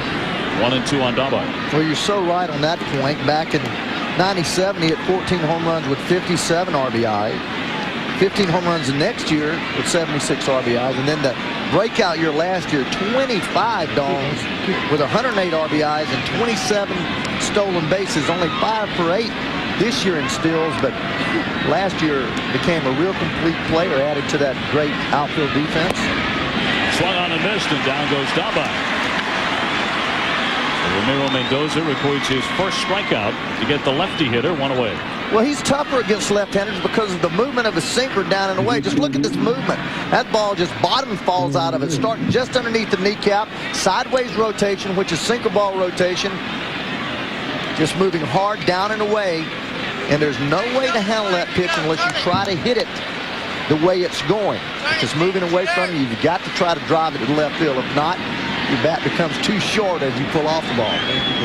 It sends up Darren Lewis. And if you're Jimmy Williams, Ray, are you thinking about getting this runner going, putting him in motion? Absolutely. In a ball game like this, you know, with Mendoza looked like he has good stuff. The best thing to do is when you have speed on the bases is use it. Boston hasn't run a lot this year. Only 20 steals. But this is probably their best base stealer, true best base stealer. As you look at the remainder of their club, Darren Lewis can fly and steal you 30, 40 bases, but he plays a limited role. There's no one else in the starting lineup with more than 5 steals. Nixon 4 for 4, but this is your best bet at stealing. And Darren Lewis, we had him in Cincinnati when Davey Johnson was managing. Loves to hit and run. He'll come and ask to hit and run. He doesn't care what the count is. Likes to hit the ball the other way. Does not have a big swing. Hits a lot of ground balls. Everett was a state champion relay sprinter in high school. So he's had excellent speed. He's a 5'2" guy, also very strong throwing arm. Just not terribly fond of the Yankees. And playing in the right city to not be fond of the New York Yankees. And just flourishing in Boston. And Jimmy Williams have gotten along great. Jimmy's done a wonderful job with that club the last couple of seasons.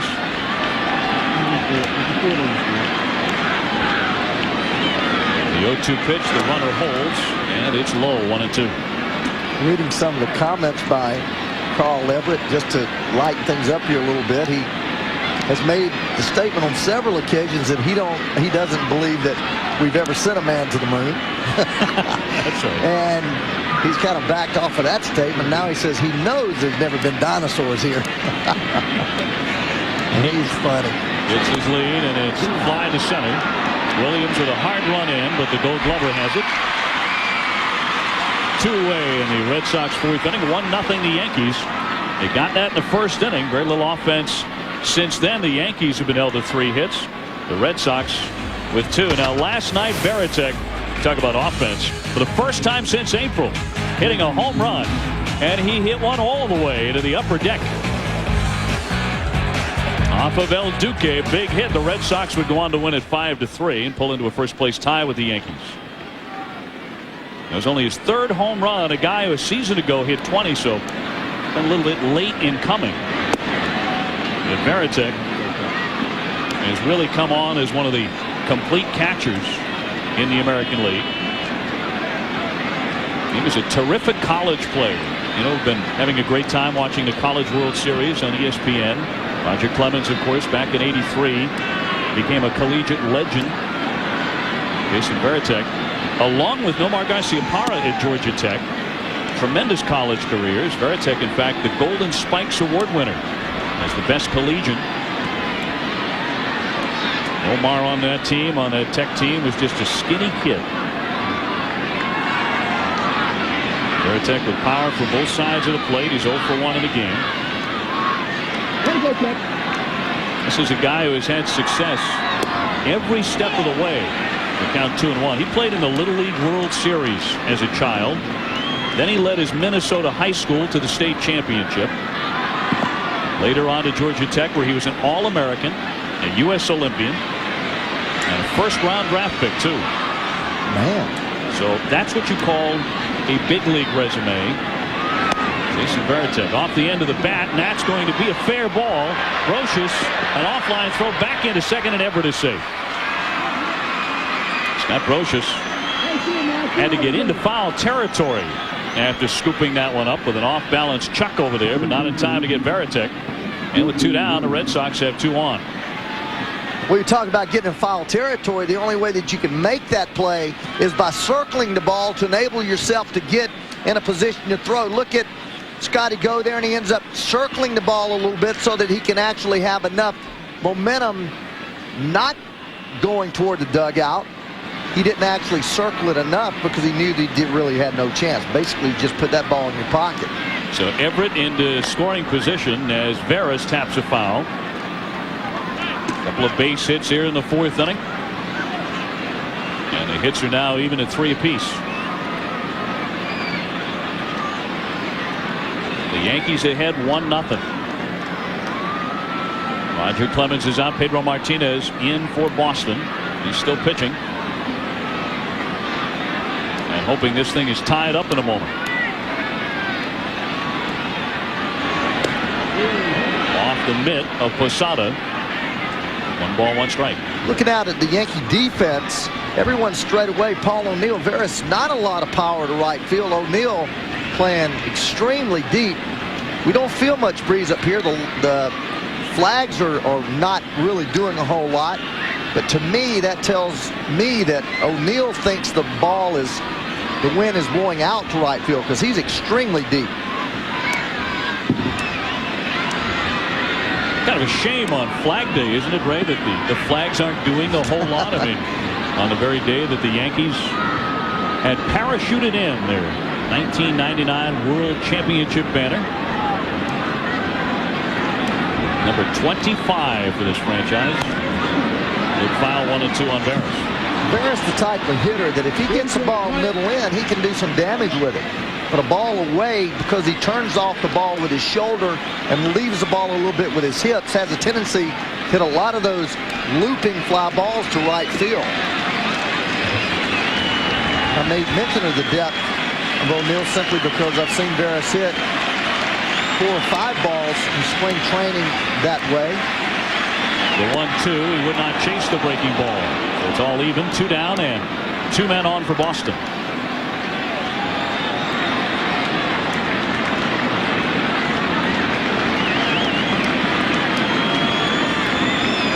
Sox trying to tie it up or take the lead. Going into the hole, Jeter with a smooth grab and the first play at second base to end the inning. Veras hit it hard, but he couldn't get it through. Still 1-0, the Yankees. Wireless speakers, DVD players, and more. The new RCA Digital Entertainment Center, only at Radio Shack.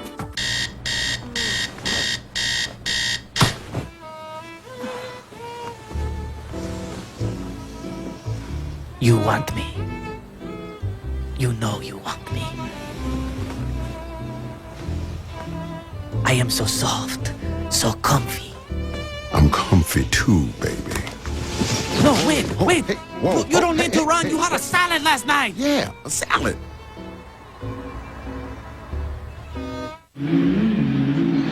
They come from all over America, indeed all over the world, to see baseball at Yankee Stadium. And today they came to see the Rocket against Pedro take 2, but the Rocket is gone because of an injury, a groin strain.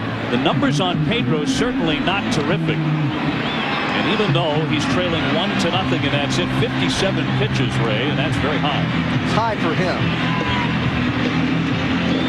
He should be around 45 pitches right now. That first inning went a little deep in each pitch count.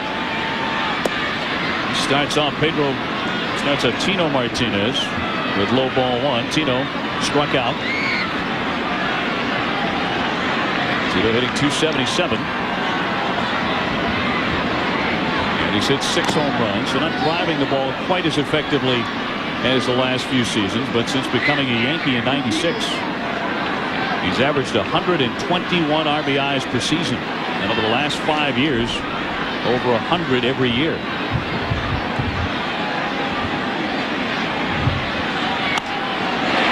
Into center field, here comes Everett, and he scooped it up. Great backhand play by Everett, but it fell in for a hit. Boy, if it gets by him, that's 3 bases at least for Tito Martinez. Well, I really like the way Carl Everett plays center field. First of all, he dares you to hit the ball over his head, plays the most shallow center field of anybody in baseball, then tries to make plays like this. Here he only gets 4 steps, 3, 4, 5 steps, and still has the ability to somehow cover the baseball. I mean, I love the way he plays. He's not afraid. He takes away a lot of hits. He moves really good laterally. You talked about the sprinter speed, which allows him to get back on the ball. But then again, he comes right in your face and tries to make a diving catch of a sure base hit. That'll send up to catcher Posada. He was the man who drew the bases loaded walk in the first inning on a controversial pitch. Plays indicated it was probably a strike. But Posada took the pitch. That forced in a run. And it is held up ever since the opening inning, 1-0. A double play ball. Fly to Garcia-Parra. And in plenty of time for the twin killing. 4-6-3, and they're 2 gone.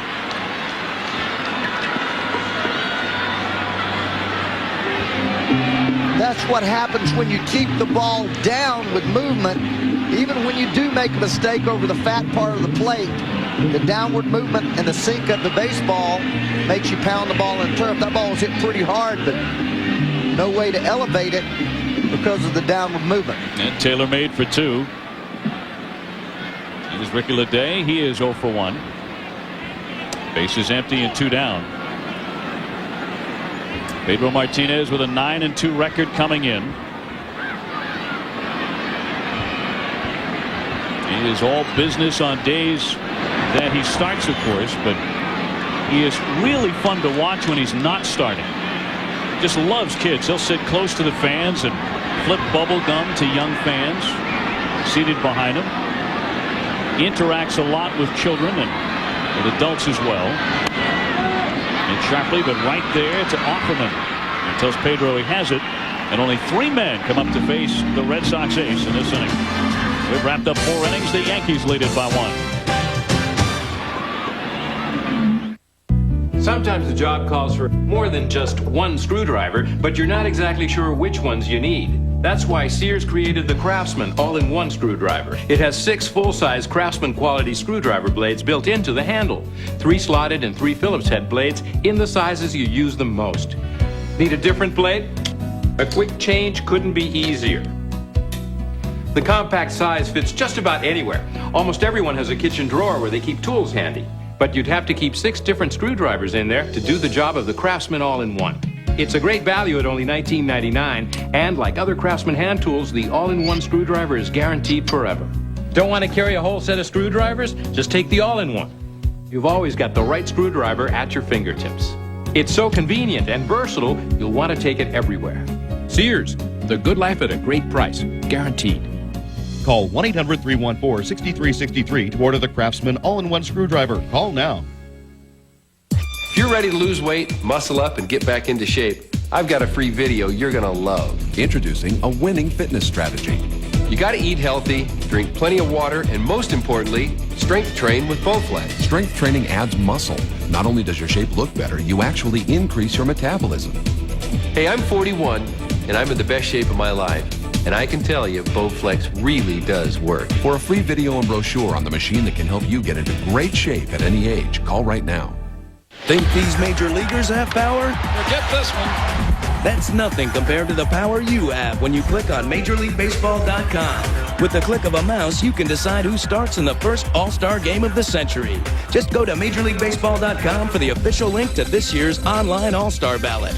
Click through, pick your favorite players, and vote up to 25 times. And don't vote for yourself, Craig. Vote for this year's All-Stars at MajorLeagueBaseball.com. As close to the game as you can get. Well, I'll tell you what, as the Yankees have a 1-0 lead going to the 5th inning, fans here at Yankee Stadium getting their second to last look at this grand rivalry between Boston and the men in pinstripes. You look at all those games remaining on the schedule, and that one on September 11th here in New York, well, that's a makeup of Monday's rained out game. Everything else is going to be at Fenway Park. So here we are, middle June, and well, they have played almost every single game they're going to play together at Yankee Stadium. Offerman to lead things off. He is lined out to left and drawn a walk. How do fans think about that? Well, I think that it's tough for the fans. I do know that, you know, the Yankees have one of the greatest followings in all of baseball, and it's not that far down the road to Boston. Problem is, good luck getting in. Bostonians aren't going to let you in. They're going to buy up all the tickets. On the corner, 2-1 on Offerman. Fry and Nixon after him, then Garcia-Parra. There's a lot of quirks in the schedule now. You talk to managers that are not happy with the way things have shaked out this year. Some teams going to the West Coast, flying back to the East, and going back to the West on one road trip. High fly to right field, but not deep enough. And O'Neill settles under it for out number 1.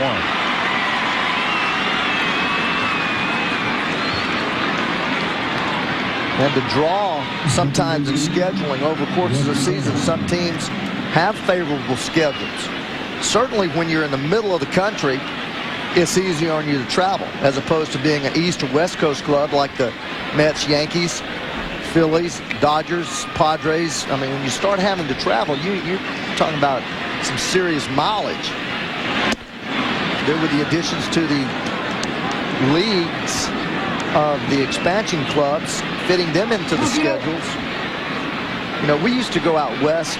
When I was with the Reds, we played in the Central Division. Actually, we played in the Western Division. We went out west, and San Francisco, San Diego, and L.A. were our prime rivals. And at the end of the year, September, we were always within our division. You just don't see that anymore. You may finish with your division, you know, in mid-July.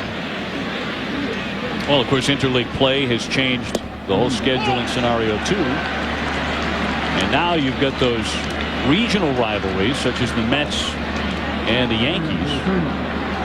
And those are certainly keeping the fans happy from everything we can tell attendance-wise, because attendance the first round of interleague games has gone up over last year. Fly with a fly to O'Neill. And there are 2 out here in the 5th inning. The Red Sox unable to mount much against Mendoza, who's been very sharp since coming in. And Mendoza showing you why he's such a valuable part of this Yankee, not only starting rotation, but the depth of the pitching staff. With Stanton and Watson on the left side. You know, Rivera's the best closer in the game day in and day out. Jeff Nelson pitching extremely well. Trot Nixon with a walk. He's also lined out to right field, 0 for 1. But this is nothing new for Mendoza. I mean, he's been a guy that's been a long reliever ever since he's been in the Yankees system. Guy that anytime that the starter fails, he was the first guy in from the bullpen. So it's not unusual for him to get up, not expecting to pitch, go out there in the 2nd or 3rd inning, warm it up, and come in and throw zeros. A ball and a strike to Trot Nixon. Trot, who grew up with the first name of Christopher, but nobody calls him that anymore, in North Carolina. Terrific high school baseball player, knocked down by Martinez. Will he have a play? No. Nixon runs too well, and he has a base hit. Martinez able to make a sliding stab of it and deflect it. But once it rolled behind him, it was over. Nixon with a 1-hop liner for a single.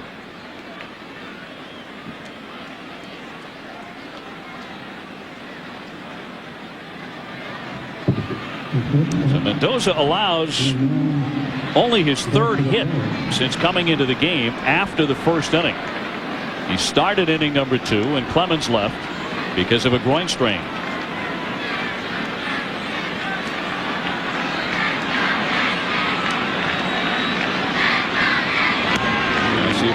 pops that one up, but out of play for strike one.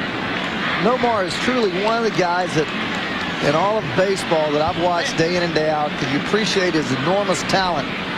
But he goes up there swinging. He's a guy that swings at the first pitch probably as much as anybody in the game. Usually when you go up there swinging at the first pitch, it's an indication of being anxious. You swing at bad balls, but he goes up there for the get-go swinging. Line off the glove of the leaping Brocious, and that's going to be a base hit. Now Brocious had it in the mitt for just a millisecond, but it squirted out. Really stung by Nomar, his first hit today. And they're on at first and second with 2 down. Not the toughest play for a third baseman, but one that takes the quickest reactions, because the hardest thing to do is jump quickly, is to elevate and get up to where the ball is. Brocious won the Gold Glove last year, presented to him here last week. Did everything he could, just couldn't get up there quick enough. Now the Red Sox have their top RBI man up there again, Carl Everett. He's 1 for 2, a single. In there for a strike. Nomar getting that batting average up over 380 with this hit. Tries to come in with a fastball, and there it is. He gets up, and he just can't quite get to the apex of his jump. Therefore, the glove just tips the ball off the end. 2 on, and the 0-1 pitch misses outside. Mentioned Nomar with a batting average up over 380 now. Garciaparra hates to talk about numbers. Never mention stats. In fact, he will ask interviewers before the interview not to mention his statistics during the course of their chat. He doesn't want to know about his batting averages, how he compares to Red Sox greats, how far back of this hitter or that hitter he is. He wants it out of his mind at all times. Well, I think that's great. I don't think that you should play for numbers. You go out there and you give poor quality at bats every day and let the numbers fall where they may. As a young player, it's tough because you know that you're going to get paid accordingly to those numbers. Like Carl Everett hitting .373 with men in scoring position. 2 balls, 2 strikes. Carl Everett is one of those hitters so tough to pitch to because he crowds the plate. Actually stands closer to the plate than any hitter in the game. From the overhead camera, watch how he sets up here. Watch his right foot. I mean, here's the home plate right there, inside corner. He is right on top of that thing. That's why you can't pitch him away, because everything away is a ball. Swung on and missed. Mendoza strikes him out. Boston strands 2 as Everett does not come through that time. Still 1-0. The Yankees preserving the slim lead.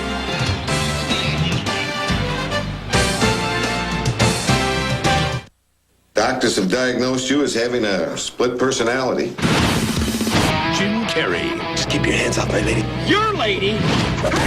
You're only hurting yourself! And the directors of There's Something About Mary Charlie, what's going on here? are at it again. Did your lips get as chapped as mine on the ride down? Me, Myself, and Irene. Sound good, candy pants. Rated R. June 23rd, only in theaters.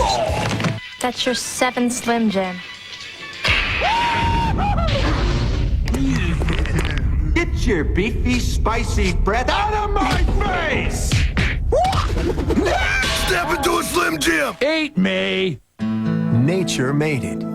Minwax makes it beautiful with rich wood stains and long-lasting protective finishes. Turning a house into a beautiful home is as easy as turning to Minwax.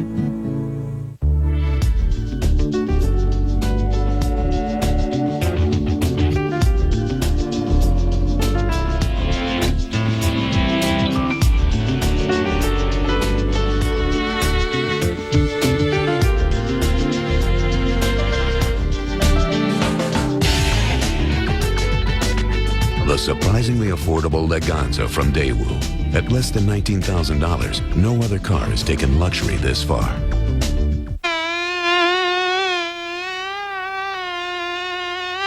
It's new, it's light, but it's not soft. Introducing crisp, easy-drinking Beck's Light. Was it the game of the year? A pitching duel for the ages. Struck him out! Martinez, Clemens, an instant classic. If you missed it the first time, don't miss it again on ESPN Classic. Two Cy Young warriors battle for first place, and baseball's greatest rivalry just got better. Red Sox, Yankees, the Martinez-Clemens duel. Monday, June 26th at 8, only on ESPN Classic. To get ESPN Classic, call 1-800-CLASSIC today. Mendoza with a strikeout of Carlin, a nasty pitch. The bottom just fell out of it. He struck him out with 2 on, so the Red Sox cannot break through. Everett whiffing. It is still 1-0 the Yankees. As the DH Shane Spencer hits, then Brocious and Knobloch in this inning. Pedro Martinez so far 4 strikeouts. He's allowed 4 hits. The run against him came on a bases loaded walk of all things. Spencer has gone 0 for 1. He's grounded to short. See that right there, he's already setting Shane Spencer up. He throws him a changeup at 83 miles an hour. The next pitch, you bust him in with a fastball in order to go back to the changeup. Nice pick there by Veras, and across the body, nice chuck to get him at first base. Wilton Veras cutting off Garciaparra. And a nifty throw to first base, 1 down. Great job by Wilton Veras, too. Watch how far he has to go for this ball. 1, 2, 3, 4, 5 steps. Garciaparra there, third baseman, gets anything you can get, because obviously you get the ball quicker than the shortstop. That's about as much range as I've seen from a third baseman right there. That's shortstop kind of range.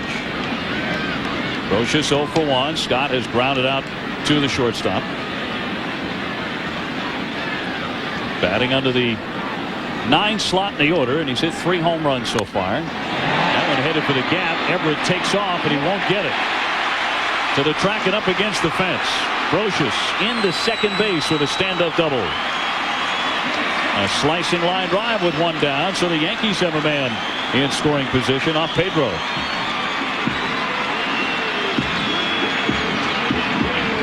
Here's a fastball. He stays with it, and what happens? The ball moves in. He cuts the ball and ends up slicing away. Watch how this ball moves in. Watch how he brings his hands into his arm and cuts that ball. Stays on the inside of it, making the ball have even more inside-out movement. Actually moving away from Carl Everett. Everett getting a great jump, but the ball slicing toward the right field line, just not being able to catch it. Also, with his shallow play out there, the angle that he took at the ball, he had no chance because the ball was hit just deep enough that he couldn't get there. 1 down, a man on for Knobloch, and he pulls a foul. Now, Joe Torre says of Scott Brocious, he said it during a great 1998 season for the Yankee third baseman. He said, you don't appreciate him until you watch him every day. He's a guy who can have a wonderful year for you without anybody noticing. He's such a low-key player, but he does everything for you. Well, 98, he belted 19 homers, drove in 98. A lot of people started to take notice of Scott Brocious. Well, a slow start with the bat this year, but he doubles. Knobloch chased the fastball, and it's 0-2.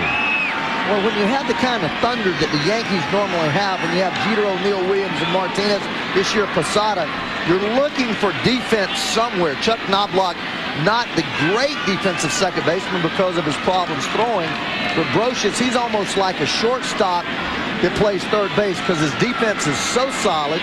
He's a great hit and run man. He can bunt when necessary, just a consummate professional. Fights that one off foul. He's hit in 8 consecutive games. Jeter up next, and then O'Neill. Red Sox defense, Jeff Fry playing Knobloch like a left-handed pull hitter. You don't even see him in your frame there. Now you see him. Garciaparra covering second, trying to hold Brocious on, but really no threat there. Again, still third base easily with 1 out. I mean, anytime the shortstop is off of you that far, as a third base coach, all you have to do is say, you're all right, you're all right, and as long as the shortstop makes no move, you say, you're all right the third time, and that is the 3-up sign to steal it. Willie Randolph, the third base coach, certainly sees that the shortstop's vacated, the second baseman's vacated, shortstop is there not making any attempt to hold Brocious on. 1 out, Great time to steal third base with your third base coach being the engineer of that. The 0-2 to Knobloch, all just off the corner, and look at the reaction of Pedro. A couple of times today, he feels he has been squeezed. Well, that's the same pitch to Posada. The same pitch. Posada pitch may have been more over the plate and slightly more down, but in the same area. Look at Pedro's reaction here as this pitch barely misses the outside part of the plate, and you don't see Pedro react too often. And one of the reasons is because him being such a great pitcher with great control, he gets most of those calls. The 1-2. Again, just a little low to until he was certainly getting the majority of the calls against the Yankees in that amazing start here at the stadium last September. That one hitter when he struck out 17 Yankees. The most strikeouts of a Yankee team ever. He's had some wonderful outings against them, but today's allowed 5 hits, hit a batter, walked a man, and he left that one high, and that fills up the count, 3-2. Well, that's a sloppy breaking ball there. He drops down. You see Carl Everett there in second base, way to the right side. Somewhere in the Red Sox advanced scouting reports, although Knobloch ripped a double down the left field line, they believe he's going to hit Pedro to right field.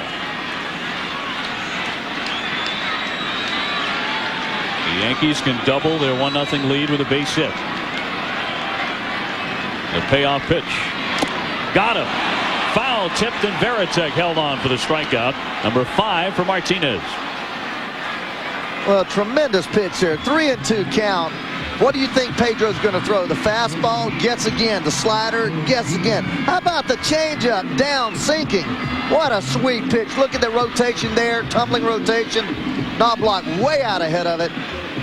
And with first base open, 1 out, Pedro, he doesn't care. He just throws one of the 3 pitches that he knows he can throw for strikes. That's why he's so devastating, so tough to hit, because he'll throw any of those pitches at any time. Well, he struck out Knobloch for the 2nd time there. He's already punched out Jeter twice in the 1st and the 3rd. That one hits softly. Garcia-Parra gets there in time and slings it over to get him. And that does it. They strand a runner in scoring position. Been that way since the 1st. 1-0 the Yankees. 1-800-COLLECT presents Ava Save-A-Lot. Hey, you in the hat. Who you calling collect, Mom? Or girlfriend? It's my girlfriend. Then show her you really care. Dial 1-800-COLLECT. As in collect calls. Got it? It's easy. And it saves the people you call at least $1 or $2. Girlfriends love that. Can someone move the truck that's blocking me? Mom, I'll call you back. 1-800-COLLECT. Save $1 or $2. Kawasaki brings you a classic story of 3 bikes and the offers that go with them. Starring the Vulcan 1500 Classic and the Vulcan 800 Classic. And in the role of its career, the fuel-injected Vulcan 1500 Drifter. The all-star cast includes up to $500 in free accessories, or payments as low as $106 per month, or $000 for 6 months. The Vulcan Cruiser from Kawasaki, a classic that will move you. Now playing at your Kawasaki dealer. Sponge. How's everything look? Looks good. It's real good. What's his BP? 120/80. Okay, folks. Close him up. You're not Dr. Stewart. No. But I did stay at Holiday Inn Express last night.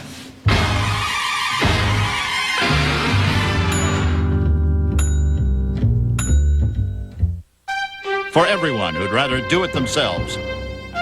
For these magnificent do-it-yourselfers, we make the versatile line of Wagner Power Painters.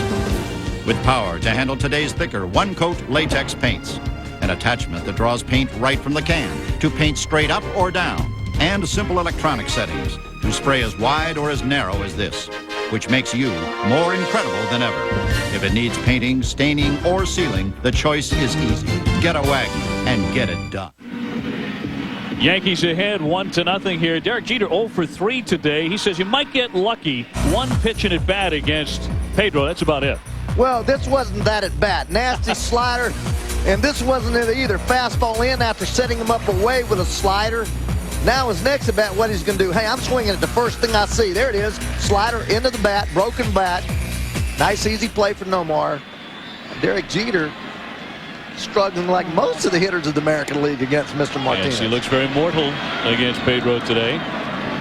Well, I'll tell you what, we knew we were going to get a pitcher's duel today between Pedro and somebody. We thought it was going to be Roger Clemens. Turns out it's Ramiro Mendoza stepping from behind the curtain, and he's pitched very well. 1-0 New York. As we move on to the 6th inning, Boston up there with Daubach. He's gone 0 for 2. And it's Lewis and Veritek. Roger unable to go more than 1 inning today because of an injury, a groin strain. Jimmy Williams thought he had lucked out in that regard. But Mendoza has filled in more than admirably. 1-2. The line on Mendoza so far, 4 innings. No runs, 4 hits. His command has been good. He's thrown 64 pitches. Well, that's a real clean line there, 15.5 pitches per inning. And he gets Daubach, who strikes out for the 2nd time. You don't think a lot of Mendoza when you think about this Yankee ball club, but he is probably the one player that oppositional general managers nasty sinker down and away. Look at the rotation of this.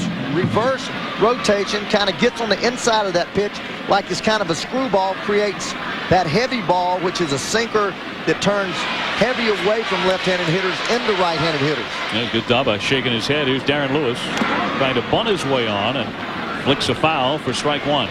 But if you go for par value on this ball club, probably only Bernie Williams and Derek Jeter would have more value than Ramiro Mendoza. And that's saying a lot. You're talking about some quality players, but this guy is a workhorse. He's a guy that would be a number 2 or 3 starter on another ball club. You know the great Bernie Williams in center field would command a lot of young prospects. Base hit as Lewis goes the other way and rolls it into right field.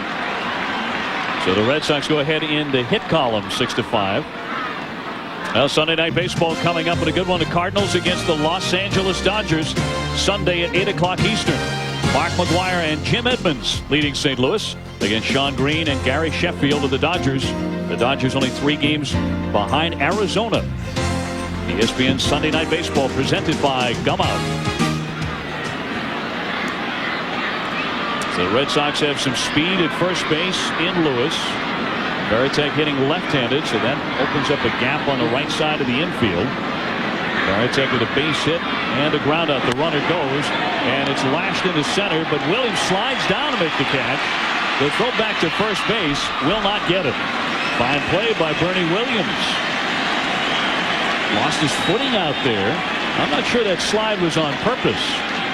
He kicked up a divot in dead center field.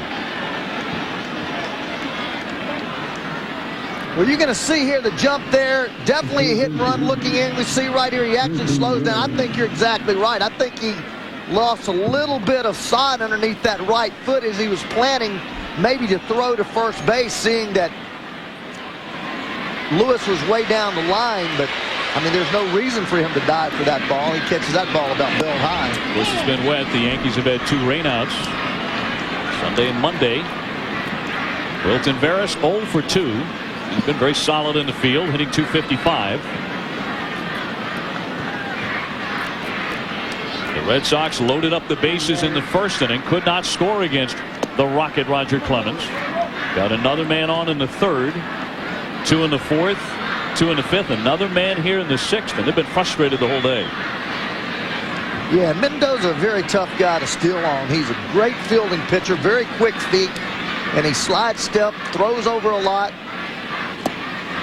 Cut on and missed, and it's 1-2. You watch how quickly he delivers the ball to the plate. He just gets it and goes, and there again, that nasty sinker.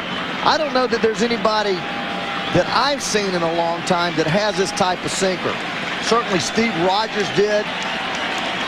You know that Pedro has a sinker, but he relies on that hard fastball. Popped up shallow right field. In comes O'Neill, and it's going to drop for a base hit. Lewis around second. He is into third base and holding there. off the end of the bat, but Veras got just enough wood on it to drop in a base hit. And the Red Sox get a runner down to third. That's the tying run 90 feet away. Well, Dave, you remember last time Veras was at bat, talked about how deep Paul O'Neill was playing. Now, this is the type of hit I've seen Veras time and time and time again, just that little dunker to right field. Again, O'Neill playing way deep, and I don't know why he's playing Veras so deep. He's not a threat to take you deep to right field, and I've seen that.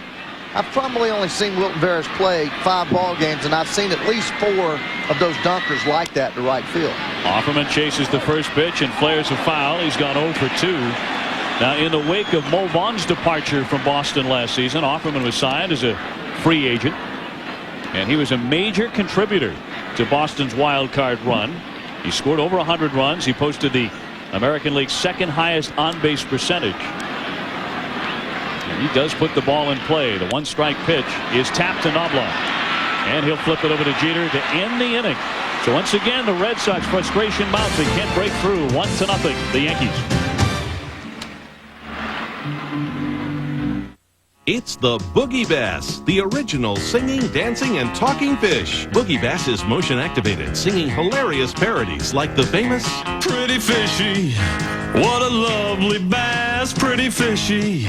How can you walk past pretty? And who could forget? I use batteries, not gas. I'm the funky Boogie Bass. Boogie Bass is 17 inches long and can also be activated at the press of a button. He's a fast talker, too, with 9 one-liners that'll crack you up.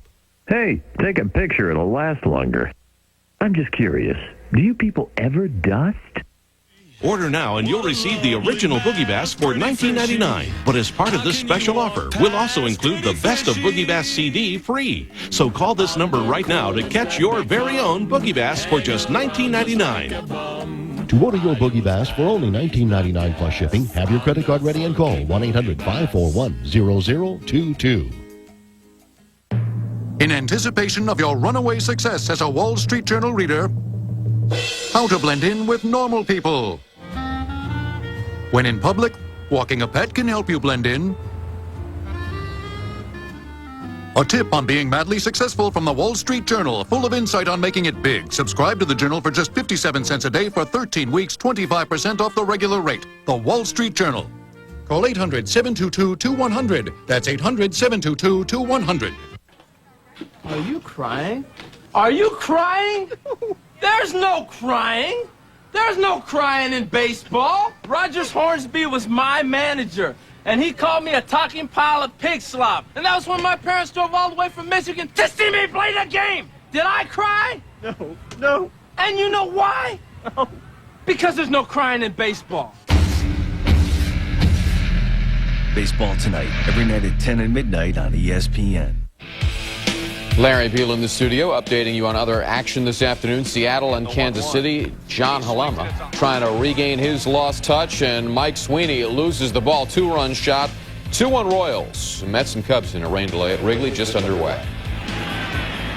Good to know we're not alone in the baseball universe today. The Yankees with a 1-0 lead. Boston has left 10 men on base, and they are 0 for 5 with runners in scoring position. Not that the Yankees have mustered a lot of offense, only 5 hits. O'Neill has 2 of those with a pair of singles. He's also been picked off first. Bernie Williams and then Martinez after him. Fly deep to left center field. Everett racing hard for the warning track. Almost made the catch off his glove. O'Neill to second base with a double. Carl Everett, we've talked about how shallow he plays, and that means he has a long way to go on a warning track fly. Dave, you're so right. But the fact is, he's playing shallow, and he got there. He got to this ball. He got to the warning track. Not very many people's going to get to that ball anyway. That's the off field. You see here, 1, 2, 3, 4, 5, 6, 7, 8, 9, 10, 11, 12, 13, 14, 20 steps. That's an average of 8 feet a step. That's 160 feet he covered. Still almost got to that ball. Well, that's some quick math. I'm impressed. Yeah, well, 160 feet. Take about 8 8 feet of stride.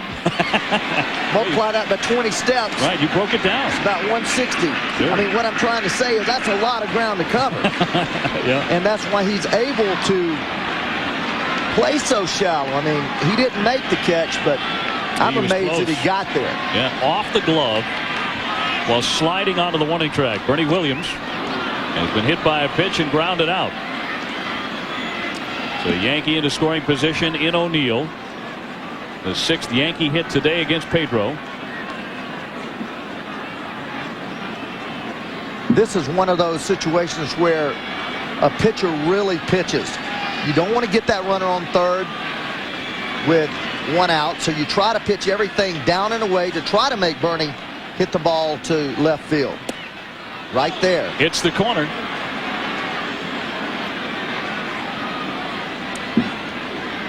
Red is the out zone.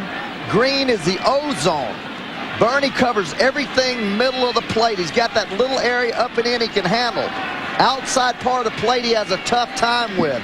Down and in he'll struggle. He likes the ball fat over the middle. That pitch right there on the inside part of the plate. He doesn't like that ball. We're going to go back to it. Look at this. This is what he does. That ball, any ball in this side, he usually raises his arms and does not hit it.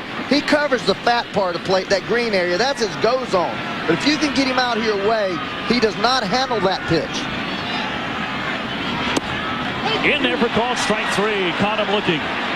Well, that's that inside part of the plate that he locks up on. He just does not like that ball tight to him. He's one of those guys that's just absolutely a mistake hitter. Anything fat over the plate, he annihilates you. Pads his batting average on bad pitches. But watch this again. This fastball, look at that red zone right in here. He just takes that pitch. Watch it. Right there on the inside part, boom. He freezes on that ball. Right through the red box. That red means O, 0, O-zone. Can't hit it. And he is 0 for 2. Martinez 1 for 2 with a base hit. And Pedro gets in front of him.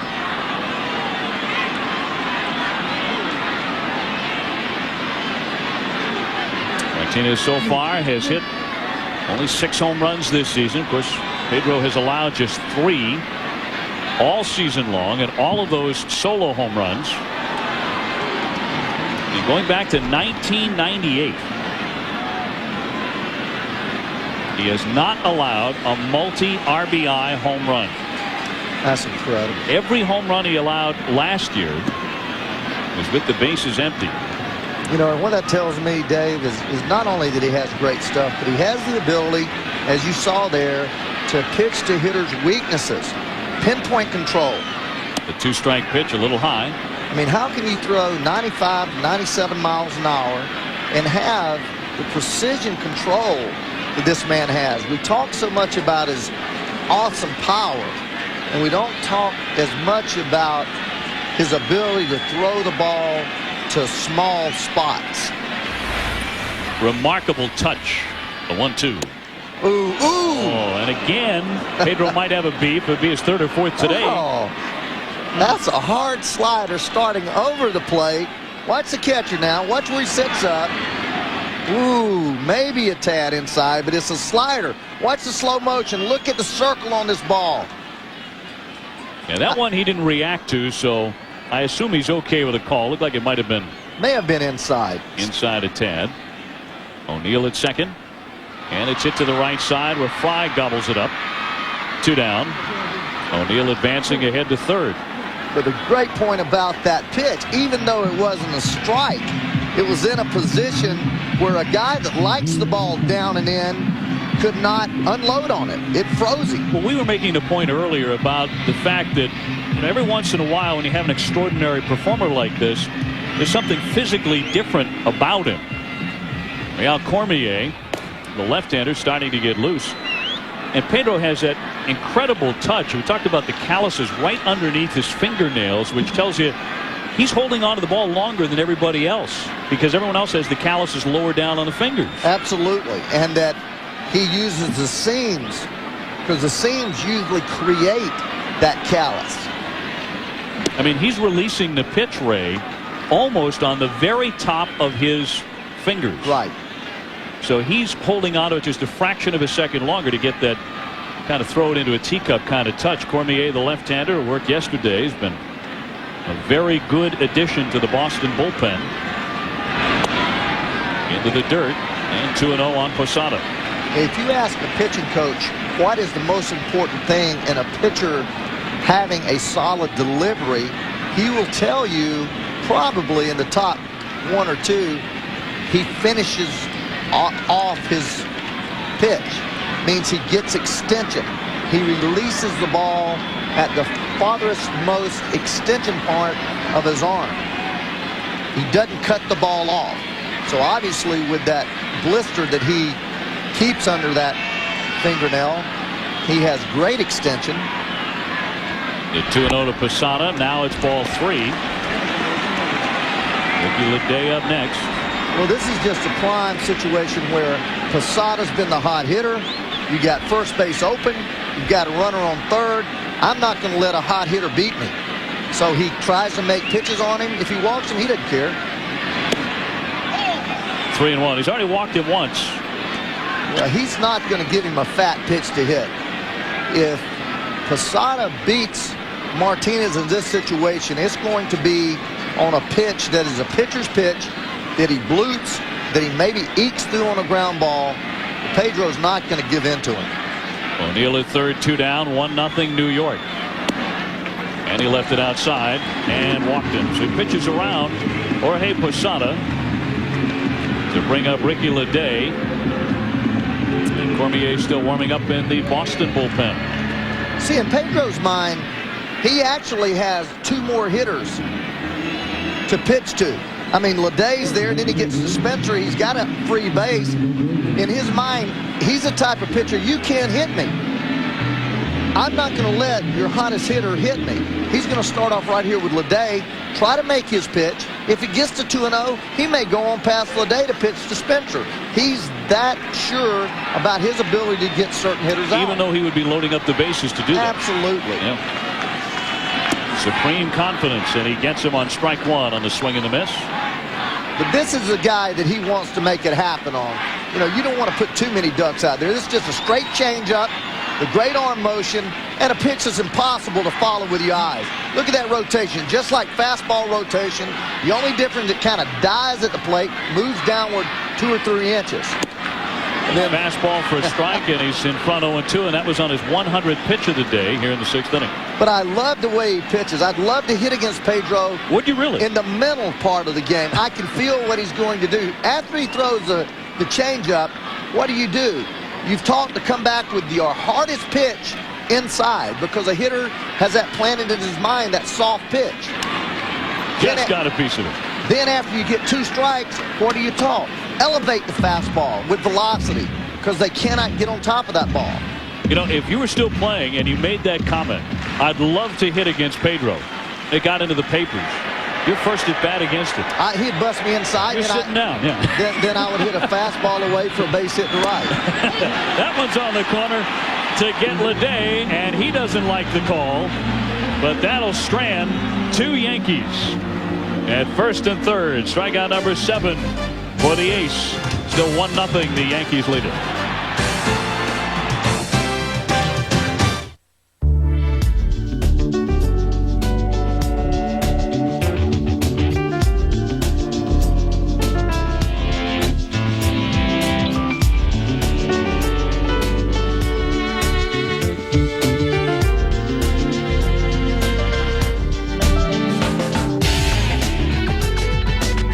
The surprisingly affordable Leganza from Daewoo. At less than $19,000, no other car has taken luxury this far.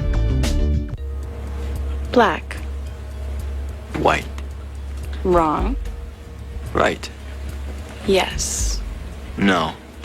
Maybe. Probably. Never. Forever. Thought. Emotion. Love. Yes. Contradiction for men. Calvin Klein. Especially for Father's Day, this Contradiction for Men gift set, a $79 value, now yours for $58. Play the Milk Mustache Fame Game. Win millions of instant prizes or collect caps for the grand prize. I'm your #1 fan. Isn't that sweet? To live the life of a celebrity. The Fame Game. Drink milk. Be famous. Little stress? Bet us online investors aren't helping your blood pressure. Online? I'm on Wall Street, a professional. My online broker lets me see stock quotes the same way they see them at the exchange. You do not see them continuously, not as the market's moving. Actually, I do. Say ah. Ah. That's why Daytech calls it streamer. Very well.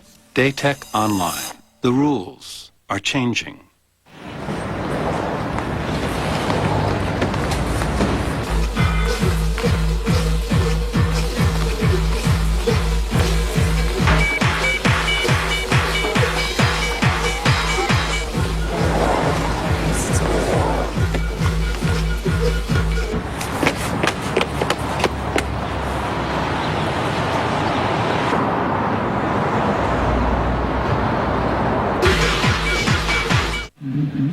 Moments ago, that man, Leday, frozen in the batter's box.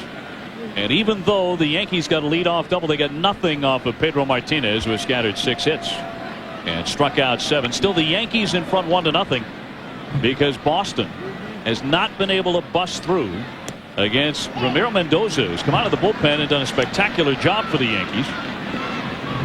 For the Red Sox, stranding 3 in the first, a man in the third, and 2 men in each of the last 3 innings. They haven't gotten a key hit. Fry leading off. He's gone 1 for 3. Nixon after him, and then Nomar Garciaparra. So that's some great pitching from Pedro in the clutch. Doing a marvelous job maintaining 1 run on that scoreboard. After O'Neill doubled, he struck out Bernie Williams. Got Martinez to roll out. Then he pretty much pitched around Jorge Posada, who's been a very hot hitter, and struck out Leday looking. So the only run in the game way back in the first. There you see Paul O'Neill actually 3 or 4 steps shallower than he was when Veras was hitting up there. Bernie Williams has moved in a little also. Old Ambrosius, an easy play for the third baseman. 1 down. Let's check in back in the studio now with our man Larry Beal. Larry. Hey, Dave. Mariners and Royals, and we've got former Red Sox Jeff Suppan on the mound.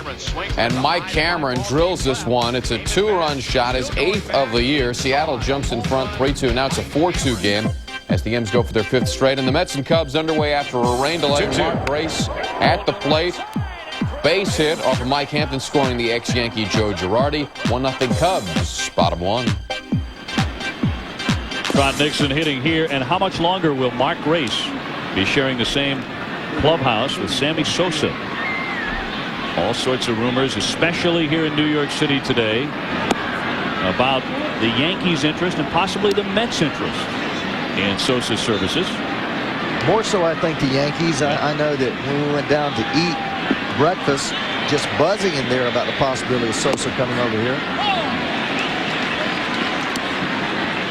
Been a long, long time since the Yankees have had a hitter belt over 50 home runs. The last man to do it was Roger Maris, as a member of the Yankees. Sammy's done it the last couple of years. Nixon doesn't get the off-speed pitch. And the count 2-2.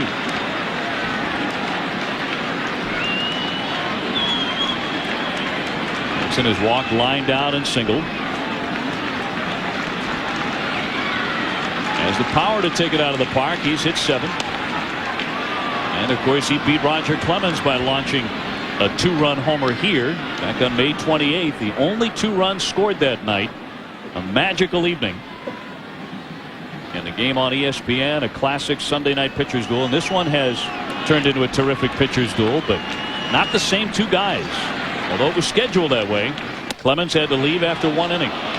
You know, Dave, what's really fun is to, as we watch the home run that Trot Nixon hammered off of a high fastball, I thought he was a low ball hitter. Thought he was a low ball hitter. And made it 2-0. He was a high ball hitter. in that trip off of the rocket. Swung on and missed. He struck him out. And there are 2 gone. Mendoza putting on a little clinic here for the New York homebodies. Just a fastball that he throws on the inside part of the plate, moves it hard away. Look at the sideways motion of that pitch. Look how it's just rotating inversely.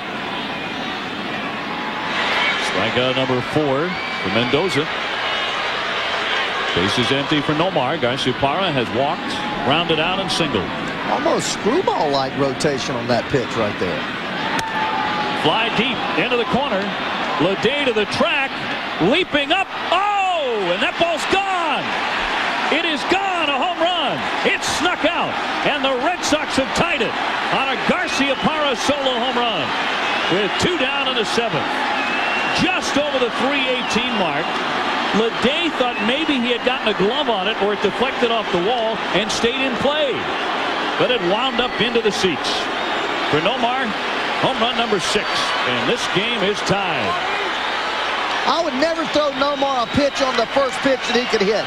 He likes the first pitch, fastball right down the middle, bat head way out. Now watch Ricky Leday right here, gets to the warning track, jumps, and just cannot quite get up there. The fan's right there. The ball actually hits off his glove and caroms to the, I think it actually hit his glove straight to the foul pole or the fair pole or whatever kind of pole you call it. I'll call it a foul pole here. A home run for Garciaparra as Everett strokes a base hit into left field. He's heading for 2. The throw by Leday and won't get him a double, a hustle double by Carl Everett. Well, I think that's because Ricky Leday is still thinking about not catching the fly ball home run. There's no way that that's a double. Watch here now. As Leday goes up, he's away from the wall. The wall doesn't stop it. The ball actually looks like it hit. It actually hit his heel of his glove, it looks like to me. Looks like it hits the heel of the glove. It does. It hits the heel of the glove and then caroms right off the side here. Hits the heel of the glove, caroms into foul territory, but I guess it was above the fence and he ends up calling a home run. That ball was over the wall and he did not make the catch. Deflected off the glove, so it's gone. And then the play by Leday on the line drive over the third baseman's head, getting to the ball slowly, allowing Everett to have, as you say, a hustle double. Well, actually, you know what? The official score is ruling that's a single, and they're charging Ricky Leday with an error. So it's a base hit and an E7 to get Carl Everett into scoring position. Leday still can't believe it, and he went looking into the glove in disbelief after that ball just spit right off the heel. A home run by Garciaparra to tie it up. Well, he's acting like maybe one of the fans hit the back of his glove because he's motioning to the back of his glove. But look at Leday on the double by Everett single, actually gets there, and they do give him an error, rightfully so. He put the glove down. You see the ball kind of squiggling out there. Looked up to see where the runner was, missed it. Well, they're going to put Dahlbach on. So he'll be intentionally passed. And it'll be Lewis coming up with a chance to get Boston its first lead of the day. So this will go in the books as an intentional walk to Brian Dahlbach. But I call that a concentration error, not a physical error by Ricky Leday. Still things going off in his mind about the ball that he failed to catch. Well, in a way, it's understandable. I think he was shocked that he made contact with the wall and shocked that he didn't catch the ball. He was in great position to do that, to make a spectacular catch. I mean, terrific concentration. Yeah, generally on the big league level, if you get there and you get your glove there, they catch it. Just missed it. Here comes Joe Torre. And he's going to make a move here. So we're going to have a pitching change in New York. In a tense moment with 2 down, the Red Sox have the go-ahead run in scoring position. Tied up at 1, and we'll be right back. It's Honda's Red Hot Summer. Now the best time to ride is the best time to buy, because from now until the end of July, you can get our lowest payments available on XRs and ATVs, or choose no payments for 3 months, and both offers let you ride off with no down payment. It's easy with your Honda card. And now, gear up with 200 Honda bonus bucks with any XR50, 70, 80, or 100. Honda's Red Hot Summer. It's the sales event of the year. Nature made it. Minwax makes it beautiful with rich wood stains and long-lasting protective finishes. Turning a house into a beautiful home is as easy as turning to Minwax.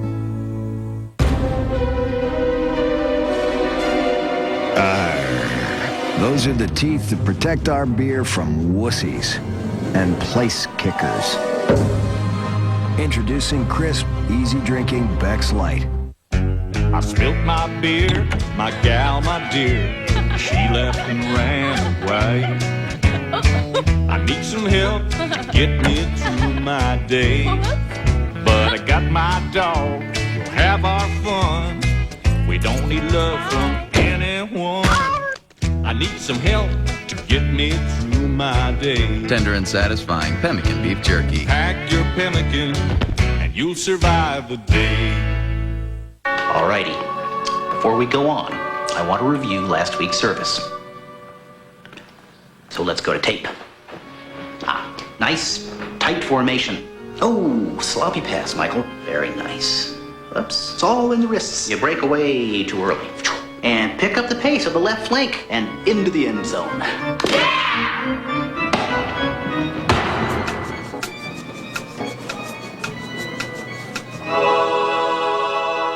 It's not about fun. It's not about recreation.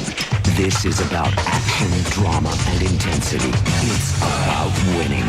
The 2000 College World Series continues tonight at 7 on ESPN2. Game tied up 1-1 on a controversial home run by Garciaparra. We're going to isolate here Ricky Leday's attempted catch as he went up over the fence, Ray. You're going to see him go up, and you're going to see the ball go right into his glove. Right there, you see the ball go into his glove, right there. And then it caroms off his glove. But what I see is the fan behind him actually hitting the back of his glove. And knocking the ball out. And knocking the ball out. And that's what Leday was saying to Bernie Williams when he was motioning to the backside of his mitt. And I believe that's what happened, because the ball caromed to get 8 or 10 feet into the stands from that spot. But his glove was over the fence. Absolutely. So that's a home run whether the fan deflected it or not. Darren Lewis hitting with runners at first and second. Very hard to tell, but it looked as if the ball was in the glove of Leday, and he came this close to making a tremendous home run saving catch.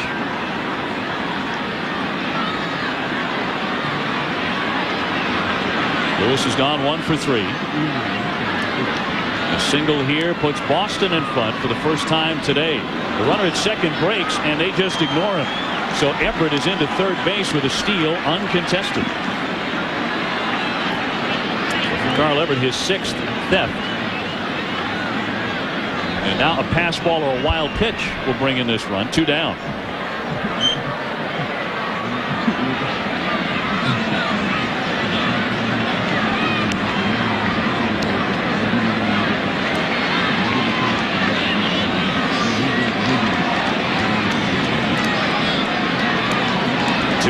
Darren Lewis.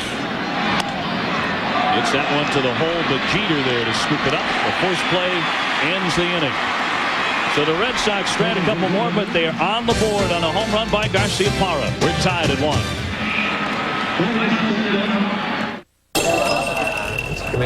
January through March. 3 decaf lattes. Double decaf lattes on the 4th. Personal. Great. Decaf lattes on the 11th. Business. Okay. Business. Golf outing. Right. First 9 business. The back 9 were personal. Business and personal expenses don't mix well. Now Citibank has a smart way to keep them separate. The Citi Business Platinum Select Card for small business. Cash? I clean? No. Thank you. How's the website? Oh, website. Website's up. Hey. Up, man. And it's down. It's down today. Up and down. You'll get a place to turn for advice on topics like e-commerce or setting up a health plan, all from the City Business Card. Thank you very much. Thanks for lunch. No, thank you for lunch. My card is maxed out. Mine too. With a generous credit line, you can avoid coming up short on company expenses. Still 18 cents short. What? You can sort it out with the City Business Platinum Select Card for small business. Don't forget the tip. Call now, become a charter member, get your card with no annual fee. Call toll-free to get free information by mail about the Craftmatic Model 2 adjustable bed. This wonderful bed adjusts to hundreds of relaxing positions, offers optional warm, soothing heat, and relaxing built-in massage, yet costs up to 56% less than these quality flat beds. Don't pay more to remain flat. Call toll-free and get complete free facts by mail about the adjustable bed that costs up to 56% less. Call toll-free 1-800-344-8300. Here's your ticket for this weekend's game. Don't lose it, okay? Thanks.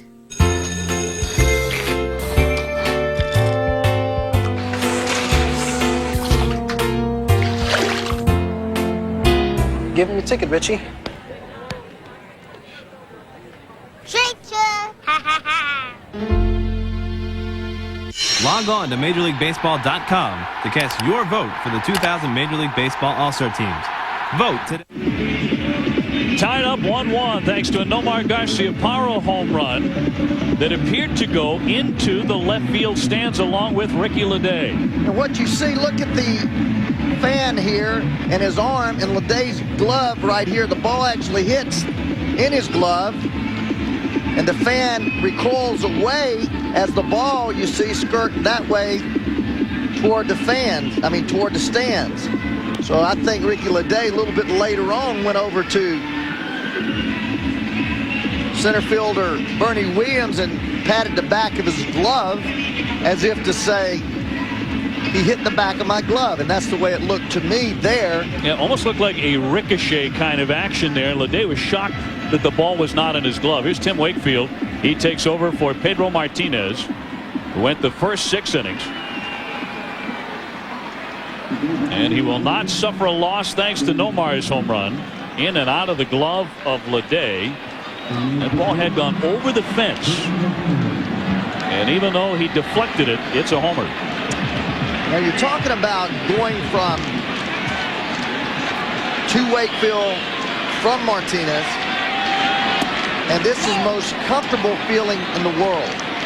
When you face a guy that is pure raw heat to a guy that throws 70 miles an hour, you feel comfortable as a hitter. Spencer with a fly toward the corner. Nixon on the run. Dives, and he cannot get it. It's a fair ball. Spencer takes a big turn, but back into second base. And will stay put with a double. A bloop shot in the right field corner. Nixon laid out, gave it a great effort, but came up empty. A leadoff double for Spencer. It's not a piece of cake to hit knuckleballers, as you know. I'm just talking about comfort in the batter's box. Tim Wakefield, he just kind of overdove that ball there. Yeah. That ball, he had a shot at it. He had a shot at it. Here's Brocious to bunt and trickles it foul for a strike. Brocious trying to move this man down to third.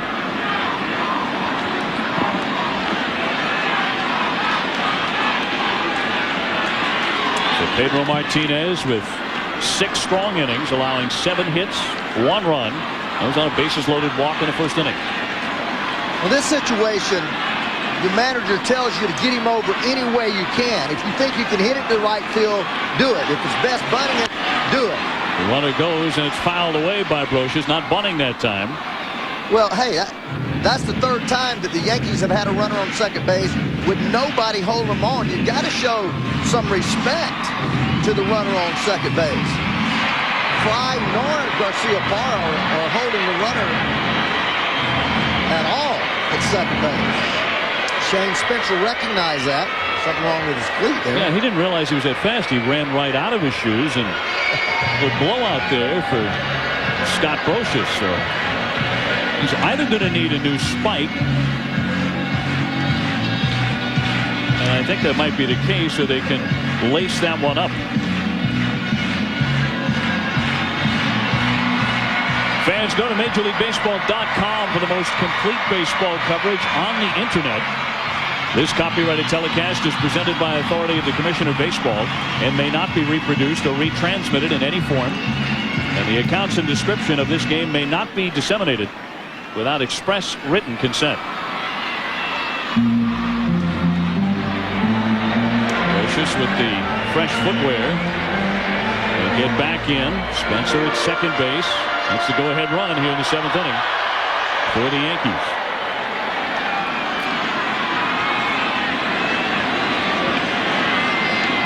Kickoff play, but they don't get him. And Spencer got back in. Now against Pedro, the Yankees didn't have a lot of success with men in scoring position. They were just 1 for 10 against the Boston Ace. We'll see how they do against Wakefield, the knuckleballer. Well, you're going to get a good jump at second base because it takes that knuckleball at least a second and a half, maybe a second 0.6 to get to home plate. Plus, Wakefield sets up real slow to deliver. So you're maybe even thinking about, talking about a 2-second time span. Swung on and missed. Scott Brocious failed to get down the bunt and then goes down swinging. One man down. Back to the studio now, and Larry Beal. Larry? Thanks, Dave. Mets and the Cubs going at it after a rain delay. Robin Ventura struggling with only a .232 batting average. Hey, this will ease the struggle a little bit. His 13th home of the year off of Scott Downs ties the game at 1 there in the 2nd. The Yankees desperate to get this man Spencer down to third base because that puts the pass ball and the knuckleballer's propensity to throw him into the dirt and those butterfly pitches. That brings that into play. Knobloch, the hitter, he has struck out twice and doubled. Ray, what about sending this man? Because it takes so long to get that pitch home. Oh, I'm sending. I'm actually demand stealing right now. What Fry does, he makes one little fake attempt there and he goes back in his position. There they go. Now you can get a bigger lead and just go. There's no way that a catcher's going to throw you out because you're going to have a running lead at second base. I mean, they're a little closer, respecting Spencer's speed. Spencer, a good runner for a big guy. But still, they're certainly not holding him on there. Fry will back off. And that one rolls right by Varitek, and that'll move him out to third base. But had he stolen earlier, that run probably scores, and the Yankees have the lead. Real tough assignment to catch Tim Wakefield. Hardly any rotation on this knuckleball, and then the bottom just falls out of it right there. And once it falls out of it, instead of it being a ball with rotation that hits you in your shin guard or hits you in your chest protector, it's going every which way, and it hits on the inside of your chest protector. The infield in, the 3-0 pitch is in there. On the edge of your shin guard. Most balls are coming in there straight. That thing's darting and diving everywhere. It was a pass ball charged to Varitek. Again, Boston tugging in the infield here. Knobloch has hit in 8 in a row as he knocks a foul. 3-2. Got one out. You're away, so you certainly don't want the go-ahead run to score in the bottom of the 7th because you only have 6 out, so you bring the infield in, trying to cut that runner down. Now, on the other hand, Joe Torre has to decide if he's going to go on contact, ground ball contact. Struck him out, and Varitek will have to throw to get him. They hold the runner at third, Spencer, and that's out number 2. Even with the strikeout, it almost rolled too far out of the range of Varitek. But the second strikeout in the inning for Wakefield, who last year for time was the Red Sox closer. Well, if that ball comes toward third base, and Spencer may have tried to score. Going away from him, you can't really tell how far it's rolling. Varitek quickly on the ball, but that would have been a very tough play to make it home because as a runner at third base, you're trying to get a big enough walking lead so that you can beat the pitcher to home plate. 2 down. Spencer still over there at third base with Jeter the hitter. And he has had success against the knuckleball guys. Gone 7 for 20. A .350 average against Wakefield, including 2 home runs. And of course, he's delighted to see Pedro leave the game. He was 0 for 3 and struck out twice against Pedro. Looked it all the way back into the mitt, and it count 2-0. Well, when Derek is right, he takes the fastball to right field and pulls a breaking ball. That's why he sets up so well against knuckleballers, because he doesn't try to overswing. He just kind of sweet strokes the ball the opposite way and sets himself up. A flare to the right field corner. Nixon looking for room, but jumps into the crowd, and it's off a fan. It actually spit right back to him. But a foul ball to count 2-1. Derek Jeter will be 26 in a couple of weeks. He already wears 3 World Series rings and an aura of the young DiMaggio. The way he carries himself in New York.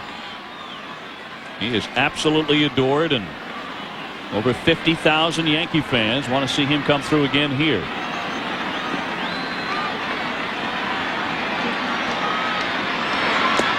A check swing, foul, tipped it into the catcher's mitt for a strike, and it's 2-2. Jeter has put up more hits in his first 4 seasons than Ty Cobb, Hank Aaron, or Pete Rose did. He got the bat in the way there. Spencer leading off third, 2 down. Line and caught. Hit the ball sharply, but Fry reacted to pluck it away. And this game is still dead even. We go to the 8th. The Yankees won. The Red Sox won.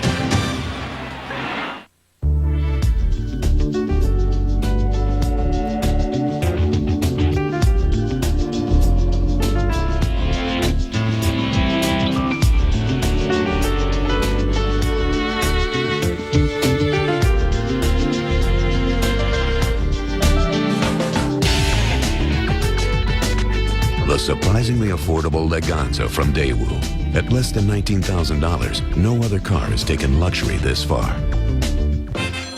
No. I said sell it. Call them up and ask them to give it all back. Hi. Oh, please don't take those. In this point-and-click, risk it all on a .com world. What's wrong with this phone? It's nice to know at least one thing doesn't go up and down. Wendy's Super Value Menu. Hi. Junior bacon cheeseburger, side salad, and a biggie drink. Because everything is always 99 cents. Wait a minute. It's on us. It's there for you. And remember, Wendy's pickup windows open late, so you can eat great. Thanks for stopping. Even late. The family computer. It's hard to imagine a day without it, which is why more people are putting their trust in Dell, the company awarded for best PC reliability and service 6 years in a row. Computer free. When you order a Dell Dimension desktop with an Intel Pentium 3 processor for $899, I guess I'll go wash the windows. Dell provides you with online training. And of course, you'll also get Dell's lifetime 24/7 phone and online support. Hey, Dad? If you should need more help in your first year of ownership, Dell will even send a repair technician to your home. Dell's service and support helps you get the most out of your PC. That is, when you can get on it. Call now to own a complete Dell Dimension system with an Intel Pentium 3 processor and everything you see here for only $899. At a price that low, order 2. Then you're sure to get some time online. Good night, Daddy. Hey, sweetheart.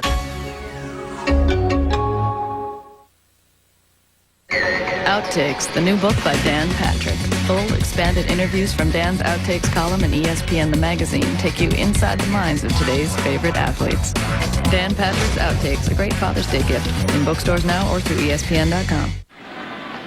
Getting into the late stages here at the stadium. All tied up 1-1. Dave O'Brien, Ray Knight joining you. And it's been a good one today. 1 run in the first inning for the Yankees. A solo home run by Garciaparra in the 7th. That's been the scoring. The Red Sox ahead in hits 9-7. Varitek leading off against Grimsley here. Grimsley, the third Yankee pitcher. Roger Clemens did not last just 1 inning, but he didn't come out because he was banged around. Came out because he was hurt with a groin strain. May have to go on the disabled list. The Yankees have not announced that yet. They're hoping he's going to be day-to-day.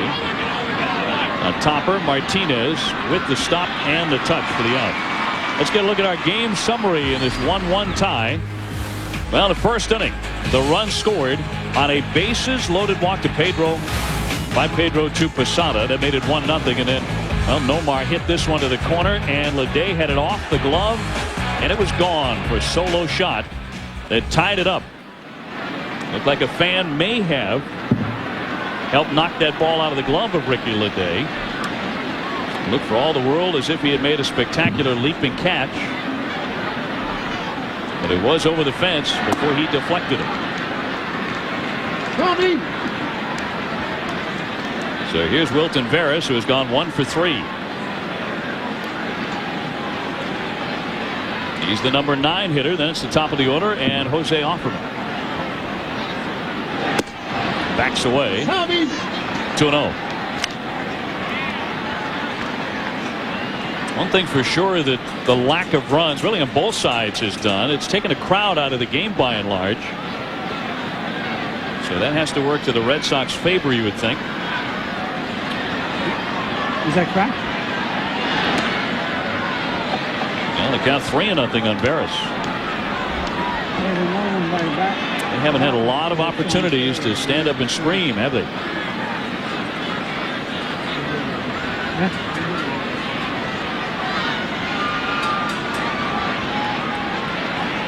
Base is empty, but no longer. That's ball 4. So man on with 1 away. Games tonight on Wednesday Night Baseball on ESPN and ESPN2. Well, the White Sox against the Indians, and a great one at 7 o'clock. And then over on ESPN2, the Diamondbacks and the Dodgers at 10. The White Sox lead the Central in the American League, and they have won the last 2 against Cleveland in a race that might go right down to the wire. The big unit, Randy Johnson, in that game for Arizona, takes in 10 victories. And things really tightening up out there in the West race of the National League. Offerman indicated bunt. He's gone 0 for 3 with a base on balls today. The switch hitter batting left-handed.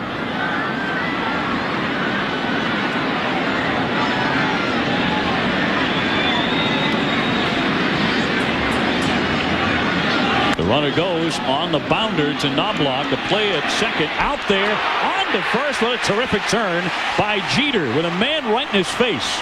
He's still able to whip it over to first base in a terrific 4-6-3 double play. We go to the bottom of the 8th. The Red Sox won. The Yankees won. The WNBA, Monday nights on ESPN. Your own island hideaway. Your own coral reef. Your own private ski cove. Order any new 2000 Yamaha Wave Runner by June 30th, and you'll pay just $19.99 down, $19.99 a month, and 1.99% interest through January 1st, 2001. A small price to pay for a great summer. Yamaha. Solid thinking for a liquid world. I spilt my beer, my gal, my dear. She left and ran away. I need some help to get me through my day. But I got my dog, we'll have our fun. We don't need love from anyone. I need some help to get me through my day. Tender and satisfying pemmican beef jerky. Pack your pemmican and you'll survive the day. Shoot, I forgot change. That's no problem, my extremely tall friend. Call Collect. Oh, yeah.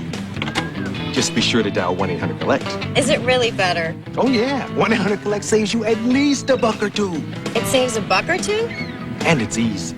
For a collect call, dial 1-800-COLLECT. That's great. You know, you're kind of cute. What can I say? I love this job. 1-800-COLLECT. Save $1 or $2. See if they got one of these. I don't believe it. You know how long it's been since I've seen one of those? How'd you find this? Oh, go back. Oh, man. Give me the mouse. Give me the mouse. Come on. Car guys, your website is here. CarParts.com, the world's largest supply of parts and accessories for cars and trucks. Oh, man. No, stop. Kerwin Danley, the umpire, making the decision at second base as Jose Offerman thrown out of the game after the inning ended. Offerman got in a little verbal contest with him, and as always, the player loses. But this is what he's arguing about. Runner going to second base. Veras here, Knobloch shuffles the ball. Bang, bang play. I mean, bang, bang. It looks like he's coming up there before the ball settles in Garcia-Parra's glove. I mean, Jeter's glove. Here you see it again. On the bag, ball still out of there. Terrible angle for Danley. Here we see it again, center field camera. There he's starting to come up, ball not in the glove. The umpire here, between the ball and the glove, cannot see that ball. So the angle prevented him from seeing the ball because he ends up having a base runner and an infielder and a glove between him and the baseball. Therefore, it's kind of a guess. So Offerman thrown out. By the time Jimmy Williams had gotten out there to the argument, Offerman had already been ejected. Mike Stanley will take over at first base for the Red Sox, the former New York Yankee slugger. And this game tied up 1-1. A new first baseman for the Bo Sox. So that play disputed in the first inning. Pedro Martinez appeared to have Posada struck out with the bases loaded, but the home plate umpire, Dan Morrison, said that it was a ball, and that forced in the first run of the day. And down the left field line, Ricky Leday leaped up into the stands trying to steal a home run from Garcia-Parra. That ball spat out, wound up being a home run. That's a rather controversial play as well. So there has been intrigue at Yankee Stadium, even though Pedro and Roger are not pitching anymore. Paul O'Neill has gone 3 for 3 in this one, 2 singles and a double. Now, the way he hit Wakefield was go up there taking until you make him throw you a fastball. He has a tough time because that knuckleball moves all over the place, as do most knuckleball pitchers. Phil Niekro had a little cutter he would throw. Joe Niekro had a little better fastball and a slider. Knuckler in there, 2-1. Excuse me, partner. Wakefield just won't give in. He's going to just keep throwing knuckleballs until he gets one over. And if that is Paul O'Neill's strategy, it's worked very well. 9 out of 19, 2 home runs against Wakefield in his career. Did he hold up? He did. Travis Katzenmeyer said no swing, 3-1. It's the heart of the Yankee order here in the bottom half of the 8th. O'Neill, Williams, and Martinez. And Posada if anyone reaches. A 1-1 tie. It's sharply a bad hop, but Stanley makes the play and gets the out. Bounced up shoulder high. Made a terrific stab for out number 1. For those of you just joining us, we were all prepared for great pitchers to never really materialize. Pedro was out there for 6 innings and pitched effectively. He'll have no decision. He walked in the only run of the first inning. Roger Clemens, after a lengthy delay at the start of the game, finally came out, only threw 28 pitches, worked through 1 inning, and left with an injury. So the Pedro rocket fireworks never really came about the way they did 17 days ago here at Yankee Stadium. But still a tight one, as tight as they come. Bernie in the game 0 for 2. He's been hit by a pitch. The Yankees and the Red Sox also locked up atop the American League East in a first place tie. Fly to right field, but not deep enough, and Nixon right there. 2 down.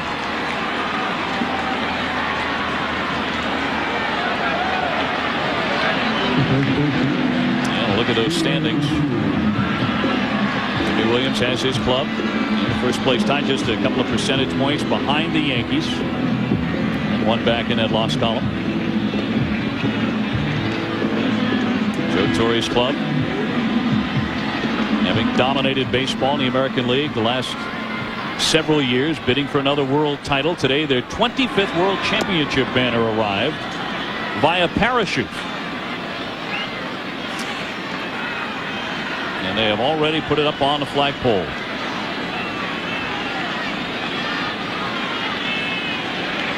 Number 25. Deep to right field goes Martinez. This game is no longer tied, and he's into the upper deck.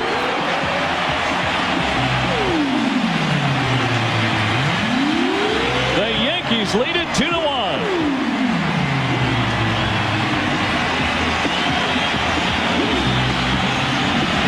A no-doubter. And in the eighth with 2 down, Martinez with the solo drive to untie it.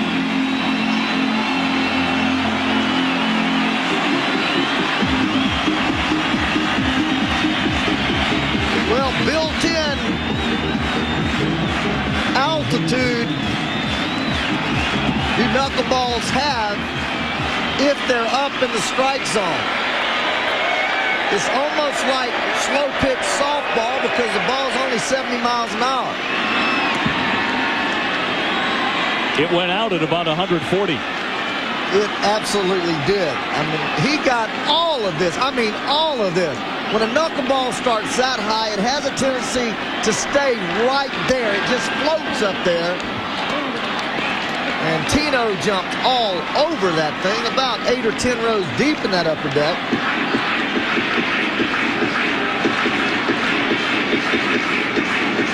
So the Yankees forge ahead here in the bottom half of inning number 8.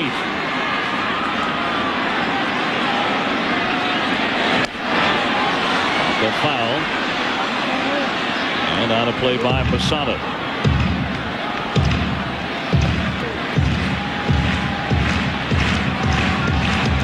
In the bullpen, Mariano Rivera, the Yankee closer, starting to loosen up.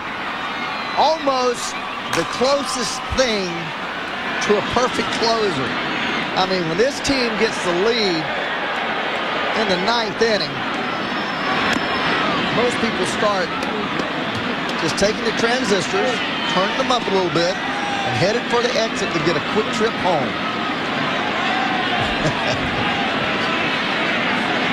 Little jump on the traffic, although there's not a whole lot of parking space around this ballpark. Not today, there's not.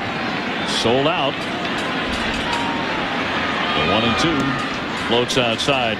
But for the Red Sox in the 9th inning, Fry, Nixon, and Garcia-Parra, and then Carl Everett. So don't go away just yet. Got him with a swing and a miss. And strike 3. But Tino Martinez takes one into the upper deck in right field. The Yankees have the lead as we go to the 9th inning. If your light beer doesn't have this key, you're locked out. A magical place where your tongue can get naughty with the beer of its dreams. Introducing crisp, easy drinking Beck's Light. Nature made it. Minwax makes it beautiful with rich wood stains and long-lasting protective finishes. Turning a house into a beautiful home is as easy as turning to Minwax.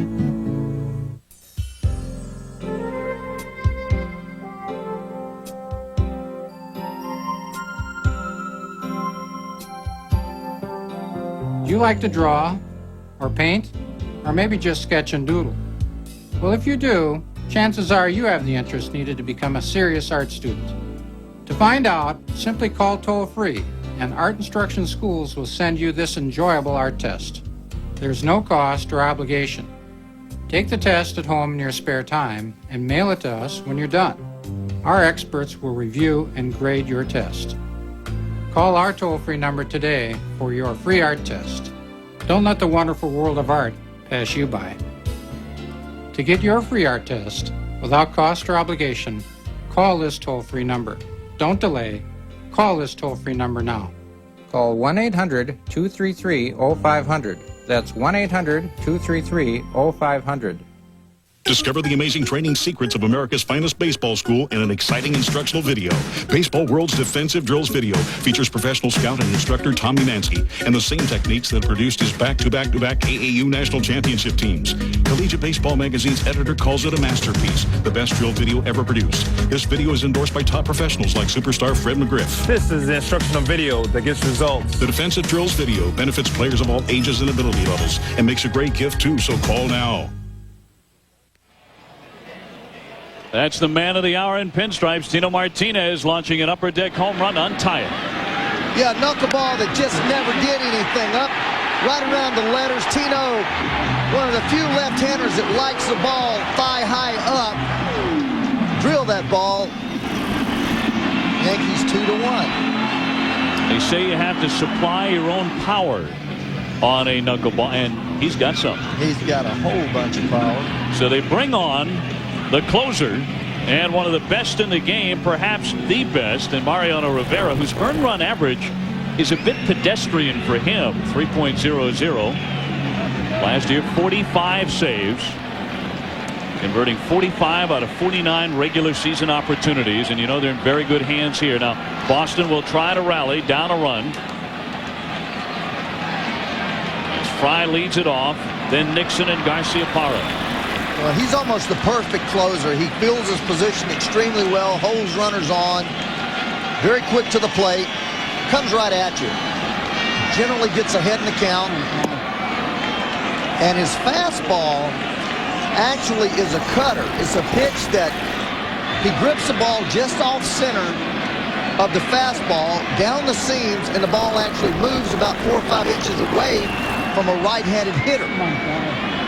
The first two Red Sox up in this inning, Fry and Nixon, are a combined 2 for 12 against in lifetime. Nomar has 3 hits against him. So that's the man you want to get up there with a chance to do something. Nixon up next. 54,834 filling the ballpark today. On a Wednesday afternoon with gray skies. Popped up. Posada with the mask off, heading for the screen, but it's up on top of the netting. 1 ball, 2 strikes. A huge crowd, a sellout. But you would expect nothing less for the Red Sox and the Yankees. It wasn't until last year that the Yankees finally drew 3 million fans to this place for the first time in history, after winning their 25th world title.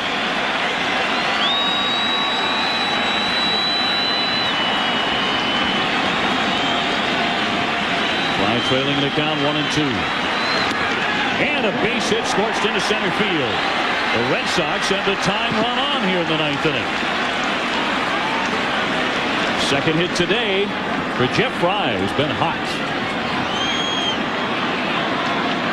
So the Sox fans not ready to give up the ghost and not ready to put their shirts on either, it appears. And Trot Nixon will stand in with Garciaparra after him. Well, I doubt if Trot Nixon's going to bunt to tie the score here. With first base open, him being one of the hottest hitters, I expect to see him swing away here. Let's see what Jimmy Williams thinks about it. Not bunting. He's 1 for 3 in the game.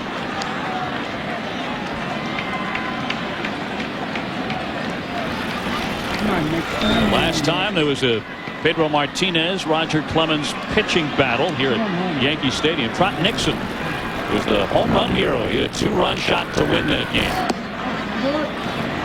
He has a man on here, and the Sox are down by 1 in the 9th.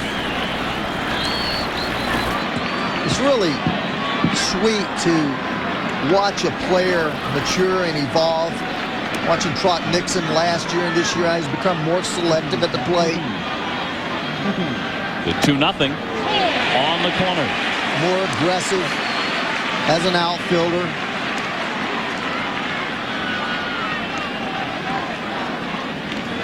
Last year, 15 homers in his rookie season. The Red Sox believe that he's going to hit more like 25 to 30, especially in his ballpark, Fenway. Fry leading off first. That's ball 3. So the count goes to 3-1. Rivera showing a little bit of that rust, Dave. 9 days since he's been on the mound. Taking a little while to get reacclimated, get his timing back, his mechanics right. Foul tipped it. Doesn't have a lot of time in a situation like this. Full count now on Nixon. Defense is set up. Outfielders playing no doubles. Look how deep everyone is playing now. Trying to keep the ball from getting between them, cutting the ball off at the gap to keep the runner from scoring. Don't want to get beat by one base hit.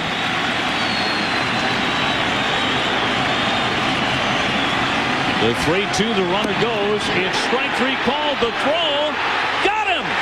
A strike him out, throw him out, double play, and there are 2 down.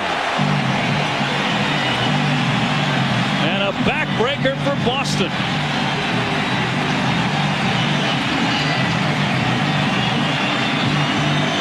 Lasada actually throws this ball on the shortstop side of the bag. Great tag by Jeter. And the reason he made the great tag is Fry makes a bad slide. He lifts his front foot away from the bag. Watch his slide. His straight leg misses the bag. He tries to catch it with his back foot. He's got this throw beat easily if he goes straight to the bag. But look how his leg misses the bag, goes back with his back foot, misses it, tries to catch it with his hand. Bad slide right there. So it's left up to Nomar to be the hero again. He tied this game with a home run to left field off the glove of a leaping Ricky Leday back in the 7th inning. The Yankees 1 out away from a victory and a 1-game lead over the Red Sox in the American League East. Jeter again making a great tag on a ball that was actually 18 to 2 feet, 18 inches to 2 feet to the third base side of the bag. A strike to Garciaparra, who is hitting .384 and 3 out of 5 lifetime against the outstanding Yankee closer.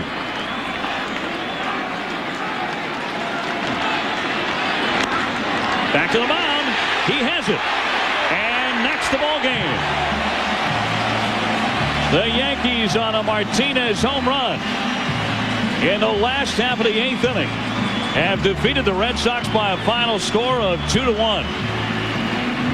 Garciaparra with a comebacker to end it after his home run earlier had tied it up.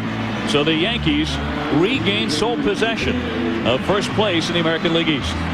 Yeah, Dave, just a really well played ball game. Solidly pitched. 10 hits for the Red Sox, 8 for the Yankees. Pulling down to Yankees making a play on a strike him out, throw him out. Great tag by Jeter. Pleasure working with you, partner. Ray, great ball game, and although it didn't materialize as the Rocket and Pedro take 2 with lots of strikeouts, both of those guys going deep into the game, still a terrific contest. Coming up, the Sportsman's Challenge with Ron Franklin. That is next on ESPN2.